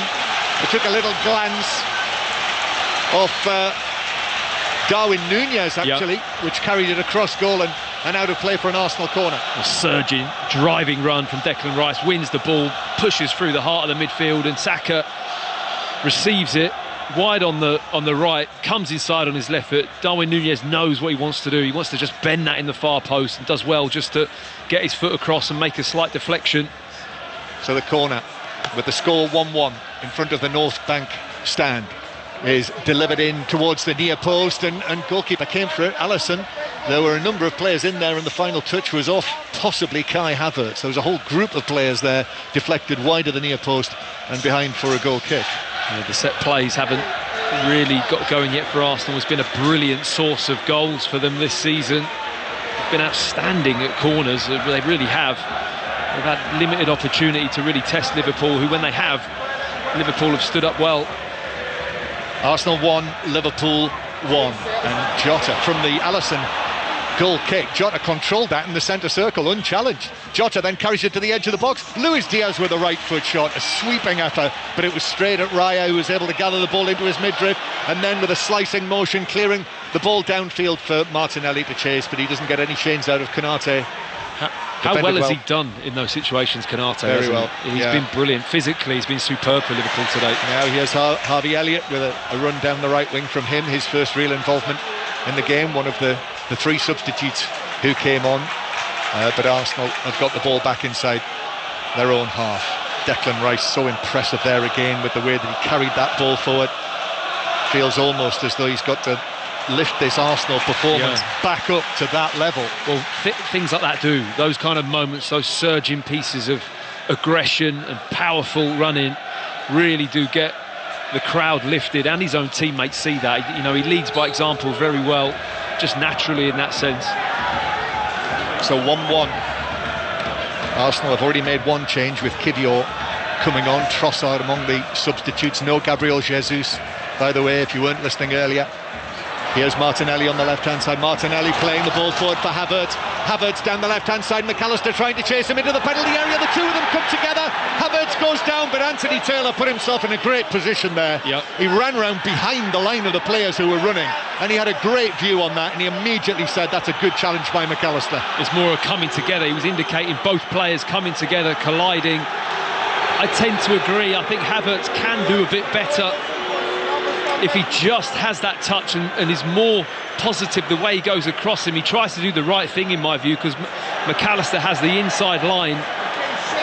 Havertz is on the outside, and McAllister's close enough to the ball with his foot, and he just gets a little touch on the ball with the outside of his right foot. He does well, McAllister, just to get across the face of Havertz. I think that's a really good decision from Anthony Taylor. VAR looking, so you heard an uplift from the noise of the crowd inside the Emirates here, because people can see it on the screens that this is being checked by VAR. No chance. Surely they will stick with that. Yeah. as not. It's not even close, John, to be overturned. Hang on a minute, because we haven't restarted yet, and they're having a long look at this. Do you not think that McAllister's in a good position there? Like, there is a little bit of contact beforehand, but gets a touch on the ball. Play resumes. Perfectly good. Good challenge, wasn't it? Lines are open for 606 with Chris Sutton and Robbie Savage, who will take your football calls on 08085 909 693 once we're wrapped up here at the Emirates Stadium. You can text 85058 to book your call, hashtag BBC 606. You can read all about the day's football on the BBC Sport website. Phil McNulty, our colleague, is here. He'll be writing on it, so you'll be able to read his take on things there. The highlights on Match of the Day 2 tonight, or anytime on the iPlayer. The Women's Football Show follows that, and of course the Football Daily in the morning from BBC Sounds, where you will find all BBC Radio there on the Sounds app. Podcasts as well, including the brand new Planet Premier League, which features Cesc Fabregas, once of Arsenal, with his views on Mikel Arteta, and Xabi Alonso, Jurgen Klopp. That is there. Look for Planet Premier League. Arsenal 1, Liverpool 1. 25 minutes to go. Ball played forward by Jorginho. Breaks for Martinelli in the centre circle, but that's played across field by Konate, and it's out of play over on the far side. Will Manchester City be happy with this? A draw, normally you would say, if your opponents or take points off one another. That's one of the best case scenarios. Absolutely. They'll be looking at this thinking that's perfect to see result for Manchester City. Jota has conceded a foul on Saliba, who was just dwelling on the ball. Too slow. Too long, wasn't he, on the ball? Just waiting and waiting. You don't get that kind of time, certainly against the Liverpool front three. But a point for Arsenal, though, John. It's not quite cutting it, is it? Not quite enough. It's not. It will reduce their chances of reclaiming the league title just a little further, you would say. They've got to go to Manchester City as well. Tricky game at West Ham next, haven't they? They don't normally do that well there. That's a 5 Live commentary game next Sunday afternoon. Is that you and me? No, not that I'm aware of. No, right, okay. You're off to Plymouth. You're off to Plymouth this week. I am Tuesday. Yeah, BBC TV, but 5 Live Sports Extra will have commentary on all of the matches. Ball played forward, but Alisson comes. Oh, he's missed it! And Martinelli has planted it into the net. Van Dijk and Alisson look at one another. Hesitation, an error. They didn't clear it, and Martinelli couldn't believe it. The ball in his feet, just inside the box. He just passed it into the net. And now Arsenal are back in front and believing again. Arsenal 2, Liverpool 1. Well, from one howler to another, we've seen 2 at this end of the pitch. 1 for either team. I actually think this one may well be worse than the Arsenal mistake just before half-time. This is between Van Dijk and Alisson, and well, what a mix-up. Martinelli, the benefactor, but for 2 experienced top pros. It's a ball over the top from Kivior, left-back position. It bounces over, and I have to say, I don't quite know why Alisson is really getting involved. He comes all the way out. Little nudge from Martinelli just puts Van Dijk off, but neither one of them deal with it. It's not got enough pace on the ball to get through to Alisson. He nudges Van Dijk, and Alisson flies out and just completely misses the ball. What a mistake from the Liverpool goalkeeper. The goal is gaping wide open, and Martinelli just rolls it into an empty net. Really poor error from the Liverpool keeper, who I think just gets a little nudge from Van Dijk on the way through. He goes to touch the ball with his right foot, and Van Dijk just bumps him due to the contact that Martinelli gives Van Dijk. He just moves him into Alisson, which causes the mistake. Yeah, just his momentum, Van Dijk's momentum, just nudged Alisson. I mean, it was unless you're a Liverpool follower, it had a touch of comedy about it, the way that Van Dijk and Alisson failed to deal with it, and then Martinelli sort of turned around, found he had just had an open goal in front of him and found the net. But here's Darwin Núñez crossing from the right-hand side, but Arsenal are able to clear that. I mean, if you said there was going to be a mistake on the pitch today from Alisson and Van Dijk, you wouldn't have picked them, would you? You certainly would not. Well, what a twist that is. So a twist at the end of the first half, when Arsenal had played so well and Liverpool had been second best, and then Liverpool suddenly produced the equaliser right at the end of the first half in added time. And now when Liverpool really were in charge and looked like they were the most likely to score a second goal, that happens. But McAllister, shooting for Liverpool from 22 yards, has dragged it wide, and the referee is pointing at... It's Kivior, I think, a yellow card for something there. It looked like it was Kivior that he got the yellow card out for. Not quite sure why. Okay, well, that's not immediately obvious whether that was something in that passage of play. But listen to this. When they came back to their seats at the start of the second half, it was almost funereal, the Arsenal supporters, fearing the worst. Now they're hoping for the best. And here's Martinelli down the left-hand side, onto his right foot, crossing. That's headed away by Van Dijk. Comes out to Jorginho, who lifts it into the penalty area. And then it bounces away back for Arsenal on the right-hand side. Here's Saka into the box. Saka on his left foot, waits, gives it to Odegaard, turns back onto his right foot, waits again in the D, and uses Jorginho, who is behind him, who passes it to Saka. Saka now into the box, low ball across, that's deflected away back out towards the far side for a throw-in, and suddenly Arsenal are a different beast. Yeah, different edge to Arsenal since that goal. It's like the belief has come flooding back into them, looking a real threat. Jorginho in good spaces, Odegaard, Saka's coming to life again. Throw-in taken, but bounces into the path of Van Dijk to clear it away towards the halfway line, where it is being controlled there by Darwin Núñez, who does well, holds it up excellently. Luis Diaz, though, that's a good challenge. Declan Rice made sure that Diaz didn't get any change out of that. And that Kivior yellow card was for a challenge on Diogo Jota a few moments ago, so Kivior joins those. Yellow cards stacking up now. There's a few, isn't there? Increasing the chances of potentially a red card in this match, which would give us another twist. But right now, this scoreline, I'm not sure how many were expecting this 10 minutes ago, but it is Arsenal 2, Liverpool 1. Gabriel Martinelli won't get too many easier finishes than that. That's his 7th of the season, and now it is all Arsenal. Liverpool in possession. This is a real task for Liverpool now, though. They're up against the crowd, up against the match, rattled by the mistake that was made by two of their most senior men. Jurgen Klopp standing, watching this. Liverpool right now are looking at what would be only their second domestic defeat of the season. Did lose 2 matches in the Europa League on the way to winning that group, so the cost was not heavy there. But lose this, and you would have to feel that momentum has very much swung to Manchester City, the champions in the title race. Harvey Elliott playing the ball back towards the centre circle. Van Dijk now out to the left-hand side. But remember, as I told you in the first half, how effective Liverpool have been coming from behind in the league this season. Won more points from losing positions in the Premier League this season than any other team. And here's Curtis Jones slipping the ball through into the penalty area for the run of Robertson. But Saka went with Robertson all the way into his own penalty area, was able to dispossess the Scotland captain and clear it. Yeah, good play from Saka, tracking Robinson all the way into the penalty box, doesn't mess about on his right foot, just puts his foot through it, happy to put it into the stand and just get shape again. And after that flurry and the kind of uplift that Arsenal have had, you tend to get a little bit of a lull, which I think they're now experiencing. It's just dropped a little bit. Liverpool regained their composure, back in control of the game.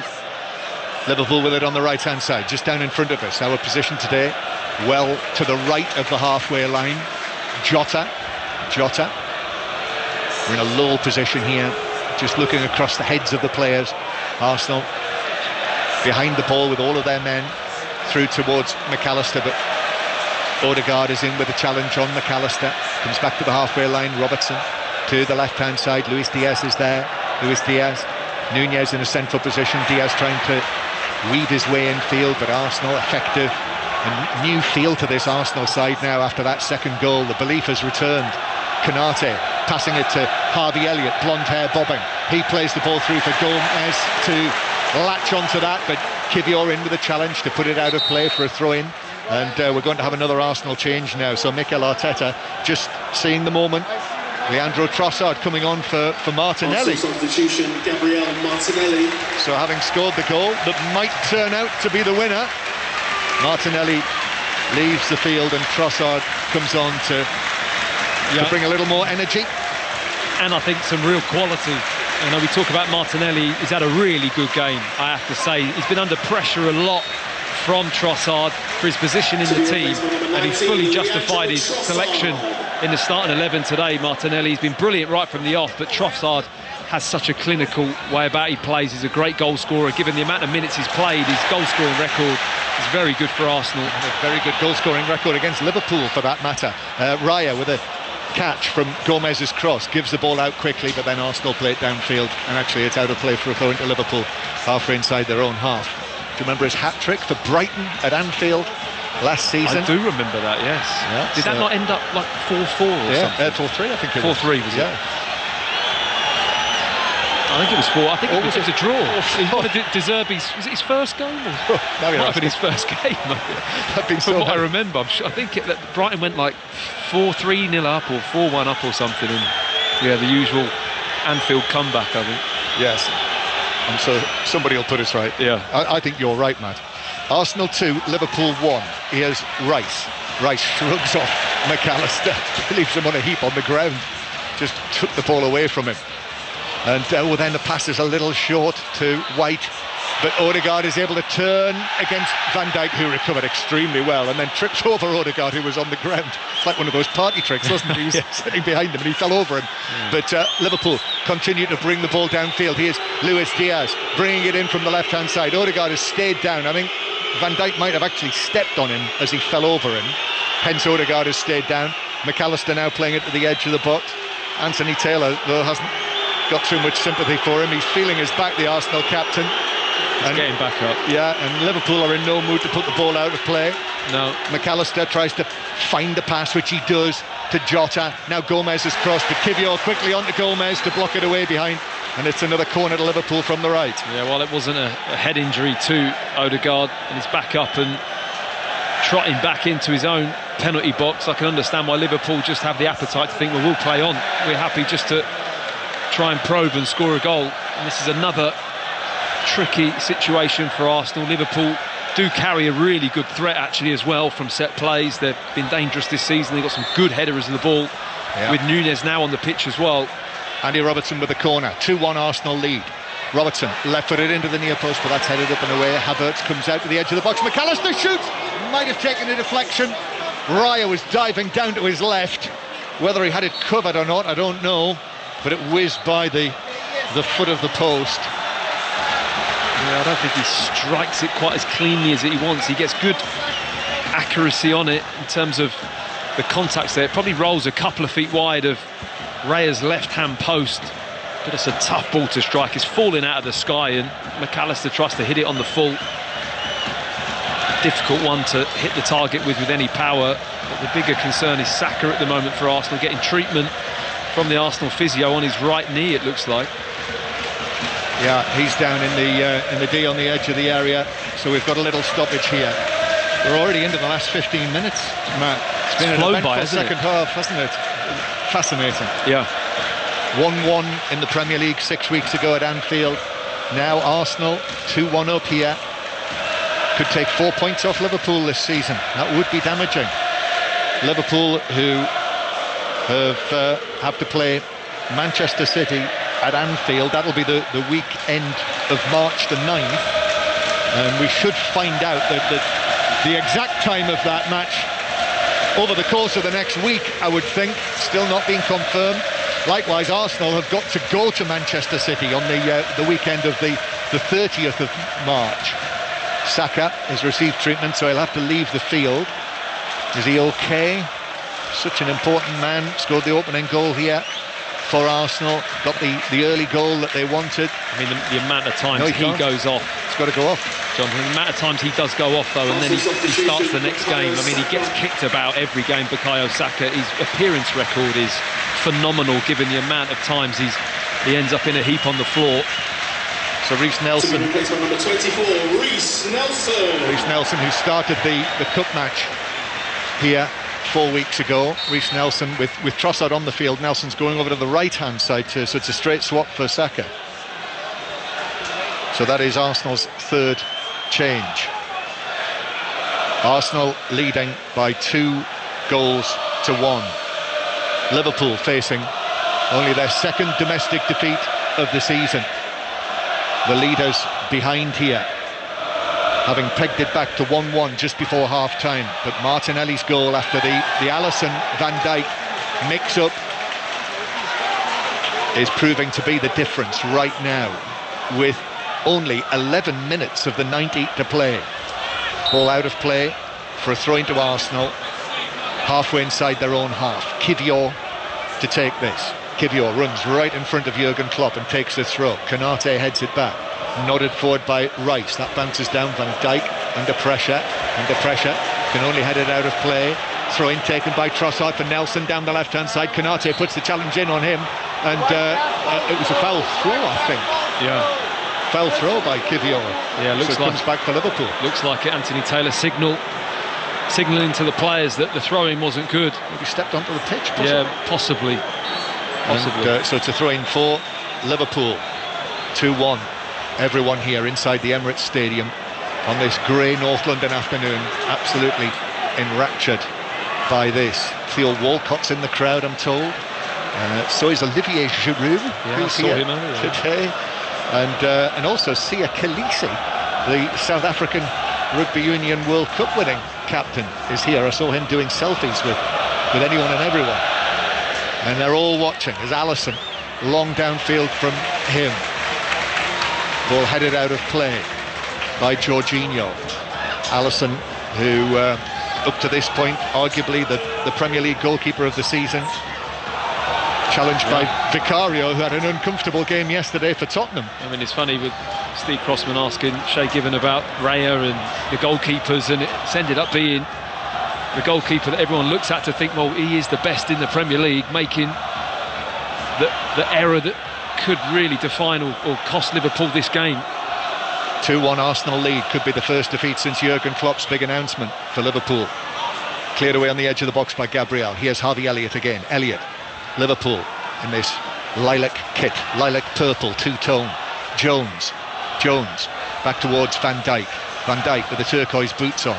Square from him to Konate forward to McAllister, then back to Konate again with his long legs, giving it to McAllister, who plays it in far too close to Raya. An easy catch for the Arsenal goalkeeper, trying to whip it in, but instead just delivered it into the arms of the Arsenal goalkeeper. Nowhere near enough angle was there on his right foot. He's better than that, McAllister, with his delivery. He's had a couple of efforts on goal, long range, but nothing more than that. The cross from that wide position wasn't quite good enough, and Liverpool really kind of struggling to create anything of any note in the last 10 minutes. They've not had much of a response from that goal. In fact, it's Arsenal with Havertz on the left-hand side. Trossard making a run, but Havertz turns, gives it back to Kivior. The Polish left back, as he is at the moment, gives it back into central defence, and Gabriel actually goes all the way back to goalkeeper Raya, who backs away as Darwin Núñez bears down on him, but was able to get good distance on that, onto the head of Gomez. Now on the halfway line, it's won back by Jota carrying it on. Arsenal stepping away, but Rice comes in and forces him to give it to Elliott on the right-hand side. Liverpool with 4 men inside the Arsenal box, but Elliott's being forced back towards the halfway line, and so they have to leave the penalty area, those Liverpool men. Elliott now to Gomez on the right-hand side. Gomez up against Kivior, but Kivior, his final touch takes it behind for a corner to Liverpool. I mean, you can now see why Mikel Arteta made that change at half-time. I think he kind of guessed the onslaught was going to come from Liverpool. He took Zinchenko off, and Kivior has been very busy in that left-back position. Lots of defensive situations, lots of blocks, lots of getting out and stopping crosses, something that Zinchenko probably isn't quite as good as doing. I can totally see why that switch happened. He's done quite well, Kivior, so far. 7 minutes to play. Liverpool corner. Robertson plays it in, headed away. Stretching header by Gabriel. Comes out to McAllister. Actually, Trossard beats McAllister, and Arsenal have possession. And Trossard now to Odegaard, who turns away from the challenge. Arsenal go back to the edge of their own penalty area. Then it's played up to Trossard again, and the Belgian back to the Dutchman. And now out to the right-hand side, where it's taken on by Jorginho, Rice. Then back to Nelson. And Nelson gives it back into the centre circle to Gabriel. Arsenal with the 2-1 lead, did not go gung-ho, and it's chested down over on the far side, back infield towards the Arsenal captain Odegaard, who swings it in, and a hard diving header. Kivior it was. Kivior near the penalty spot in the middle of the goal, headed it straight at Alisson, either side of him, and now Liverpool break forward with Nunez inside the penalty area. Nunez still going, and then went wildly for goal, having beaten Havertz. The last line of defence was Gabriel, and he blazed it wide. Wow. And 2 Arsenal men are down in their own penalty area. If that had gone in, you've been asking questions of why Kivior was in the opposition box trying to score a goal at that position, because Havertz had to work so hard to get back into the left-back position.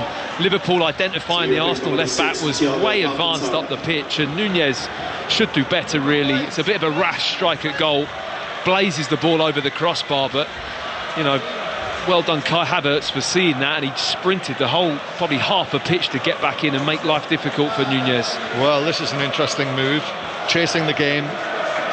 10 minutes to go. In fact, less than that, 5 minutes to go.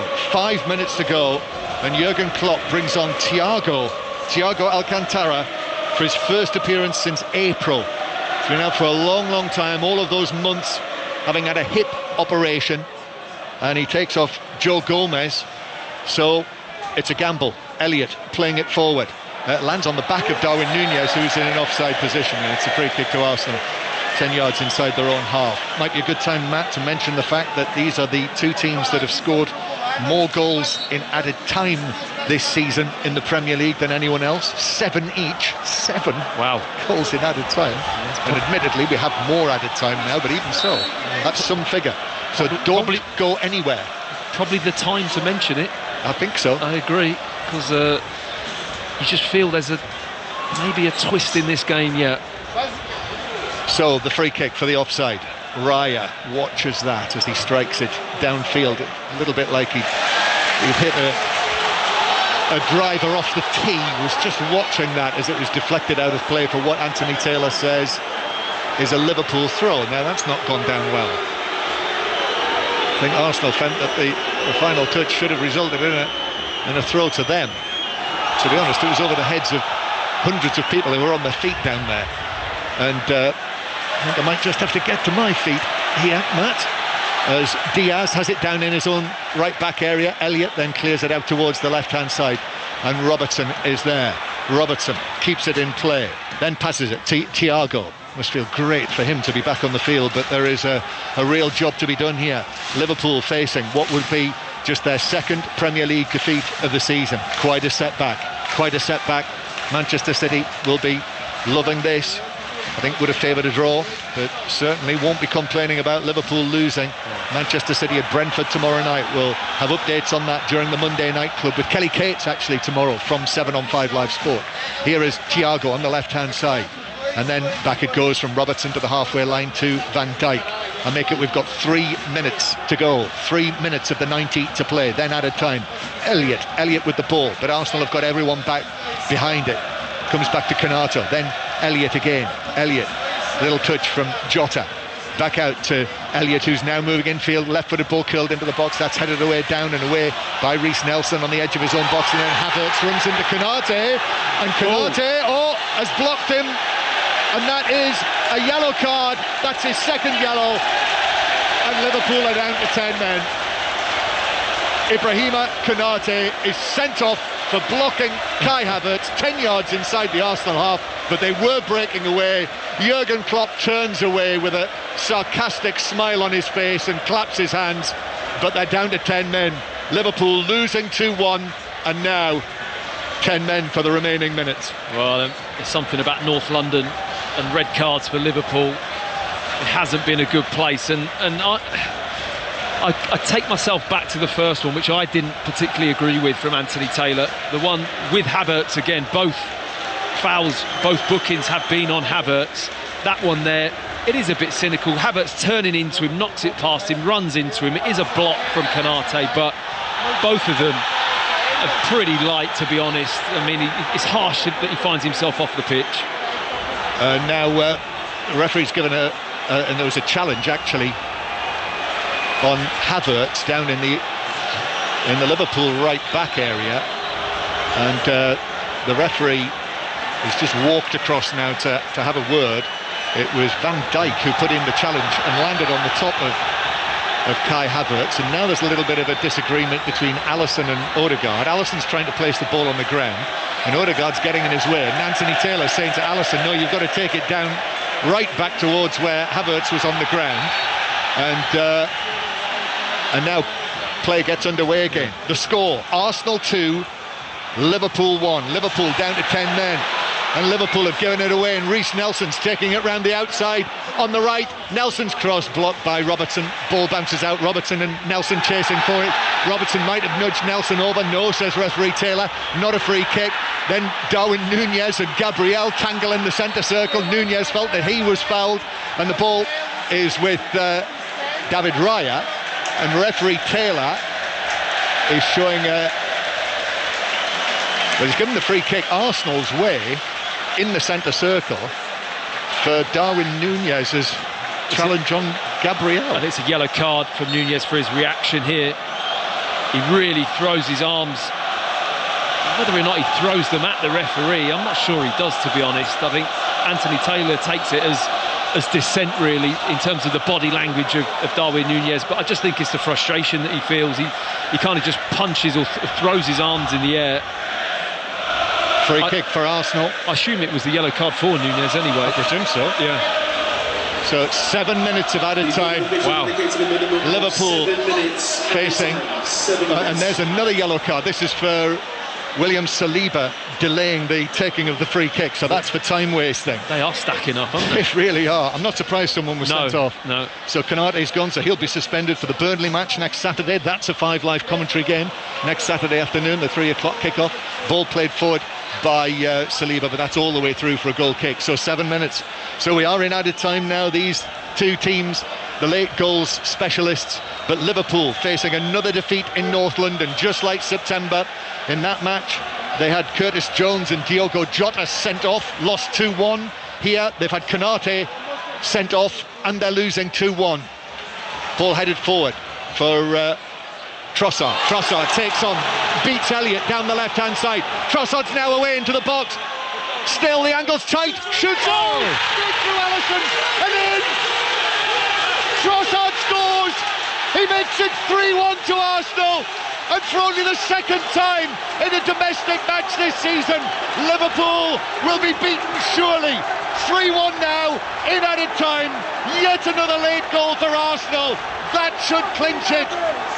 And Manchester City will be licking their lips at this. Arsenal 3, Liverpool 1. Well, there's a sarcastic smile from Jurgen Klopp and a Mourinho-like sprint down the touchline from Mikel Arteta. Absolutely delighted to see that in the back of the net. It's that man Trossard. I said when he came on, he's got this edge, he's got this ability to score. Very clinical, he does brilliantly by the touchline. 2 players around him, Diaz and Elliott. He sucks them in, flicks it round the corner, gets the ball, but he shouldn't really score from this angle. Van Dijk comes across. There's a tiny deflection off of the foot of Virgil van Dijk. It's the only excuse I can give Alisson, really, for this beating him at the near post. It just ricochets off him and goes straight through the legs of Alisson on the near post. But either way, this shouldn't be in the back of the Liverpool net, but it's a cruel deflection. Great spot, Matt. A deflection off the outstretched boot of Van Dijk, and that took it right through the legs of Alisson and through into the back of the net.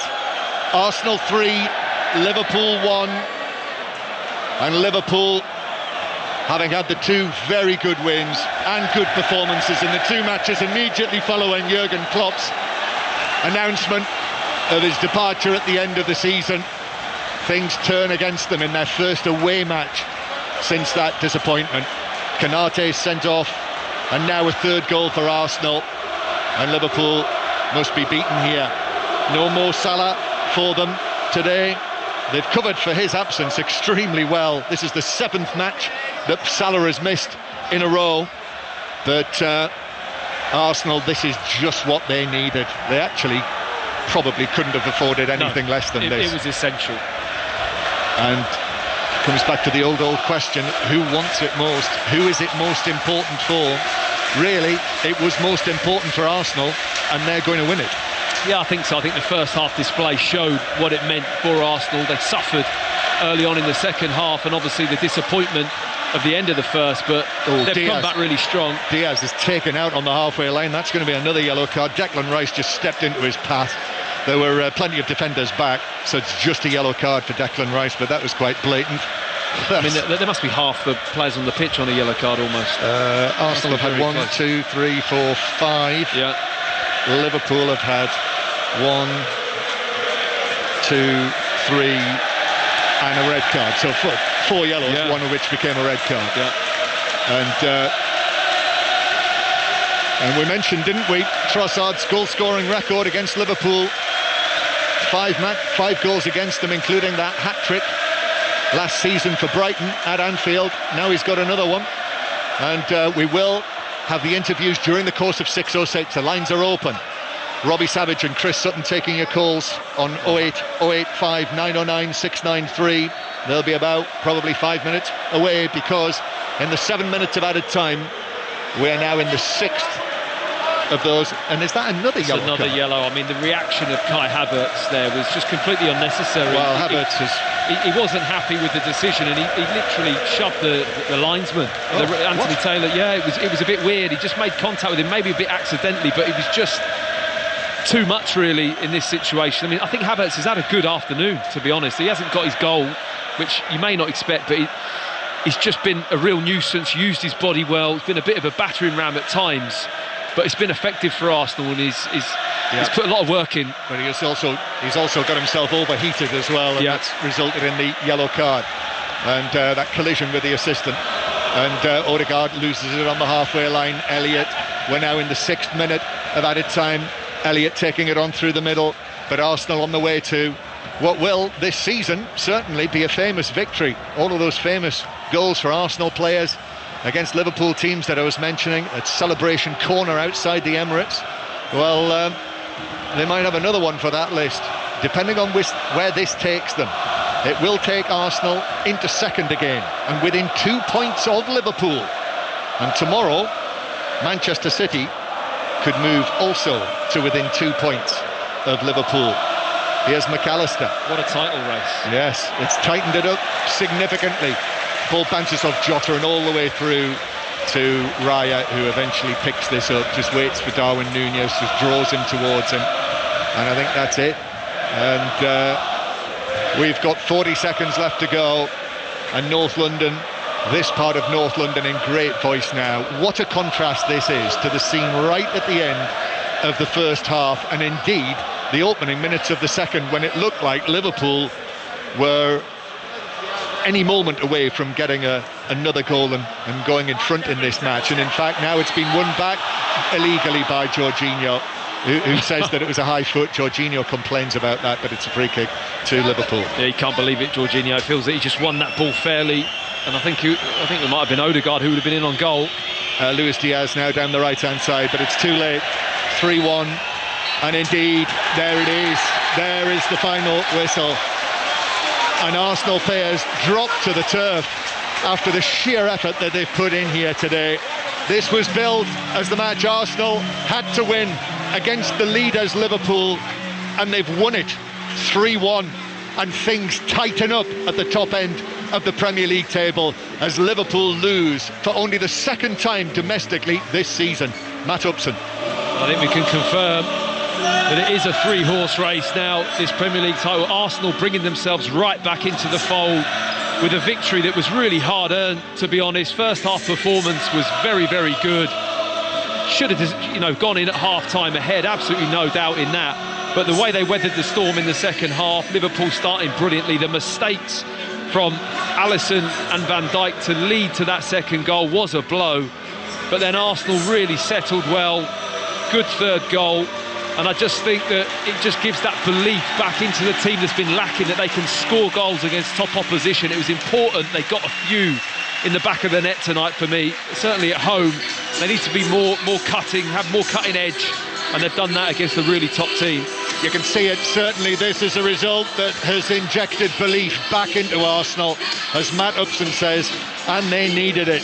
But a fascinating game that swung one way and the other. Saka opening the scoring, the Liverpool goal, the Gabriel own goal just before half-time, but then that extraordinary mix-up between Alisson and Van Dijk that led to Martinelli shooting Arsenal back in front, and then Trossard with a deflected shot through Alisson's legs in added time at the end means it's ended. Arsenal 3, Liverpool 1. 6:06 is on the way. 08085 909 693. Get your calls in now. Top of the Premier League looks like this. Liverpool played 23, 51 points. Arsenal up to second, played 23, 49 points. Third place, Manchester City, played 21, 46 points. Villa have 46 from 23. Spurs have 44 from 23. Matt Upson, this is going to be some title race. Oh, it's some race, isn't it? Brilliant for the Premier League, brilliant for English football supporters, for Arsenal to drag themselves back into it with a victory at home against Liverpool. You know, enthralling game actually to watch. The energy, the speed of this game was frenetic. And yeah, just a brilliant advertisement, really. The world's media was here, everyone saw it, and I'm glad they did. The worst possible time for the rarest error from Alisson. Well, it just shows you top players do make mistakes. We're human, it happens right at the very top level and with the most experience. And it was just a nudge from Martinelli. I think that was the key. Alisson made a decision to come out, which for me is the wrong one. I don't think he's favourite enough to get there. It just clouds the situation for Van Dijk, because if Alisson doesn't come, Van Dijk just gets his body across and just hoops the ball or knocks the ball with his thigh or just deals with it in some way. It gets the ball wide of the 18-yard box.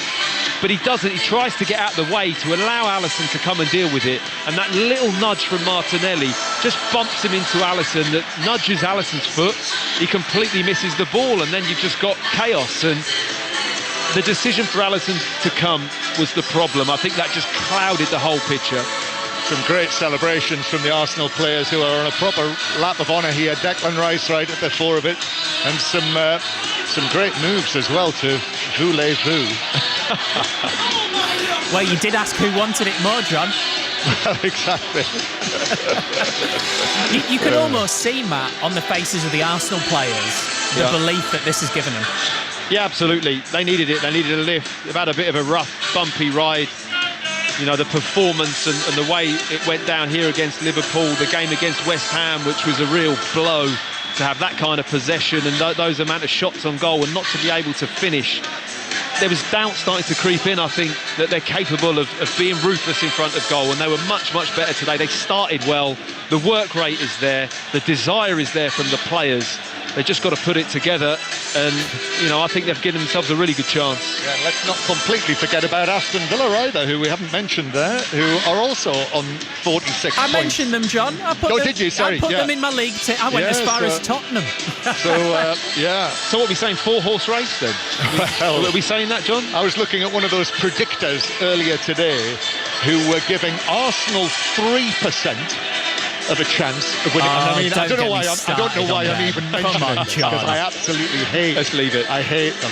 As soon as anyone says Arsenal 3% and anyone else 1% of winning the league. As soon as anybody says supercomputer or anything like that, I immediately turn off. I'm out. Yeah, I've just watched Martin Ødegaard take one of the photographer's cameras and then take a photo with the camera of. I mean, that's art imitating life, imitating art. I think that. Yeah, no, interesting, wasn't it? Fancied himself as a little bit of a creative photographer. I mean, in the moment, why not? There's a camera available, grab it, take a few snaps. That's the kind of feel around the Emirates. The fans were great today as well. I think you've got to note how good the Arsenal fans were. Really got behind the team early on, and even when they were struggling, there was a funny lull in that second half. Start at half time, John. You know, even like the crowd were off it as well. Yeah. They were late coming out. There were a lot of empty seats. The game had started. It's almost like Arsenal hadn't started with the game. Honestly, the feeling was that Liverpool equaliser had really caused thousands of Arsenal fans to lose belief. The doubt did creep in, it has to be said. For a good 10-15 minutes they didn't look like they were going to get the result today, Arsenal. Yeah, but what that did was make it all the more electric when they did actually turn it round and win the match. So it was quite an afternoon. But they've got a challenge this time, next Sunday afternoon, West Ham away. That's an interesting one. Well, however, they don't need to think about that at the moment. They've won today when they had to. And as today has shown, 45 minutes is a long time in football, let alone 7 days. Thank you both very much indeed. John Cheers, Murray, Steve. thank you, Matt. Matt Upson, inside the Emirates. Huge victory that for Arsenal. Arsenal 3, Liverpool 1. Elsewhere, Manchester United.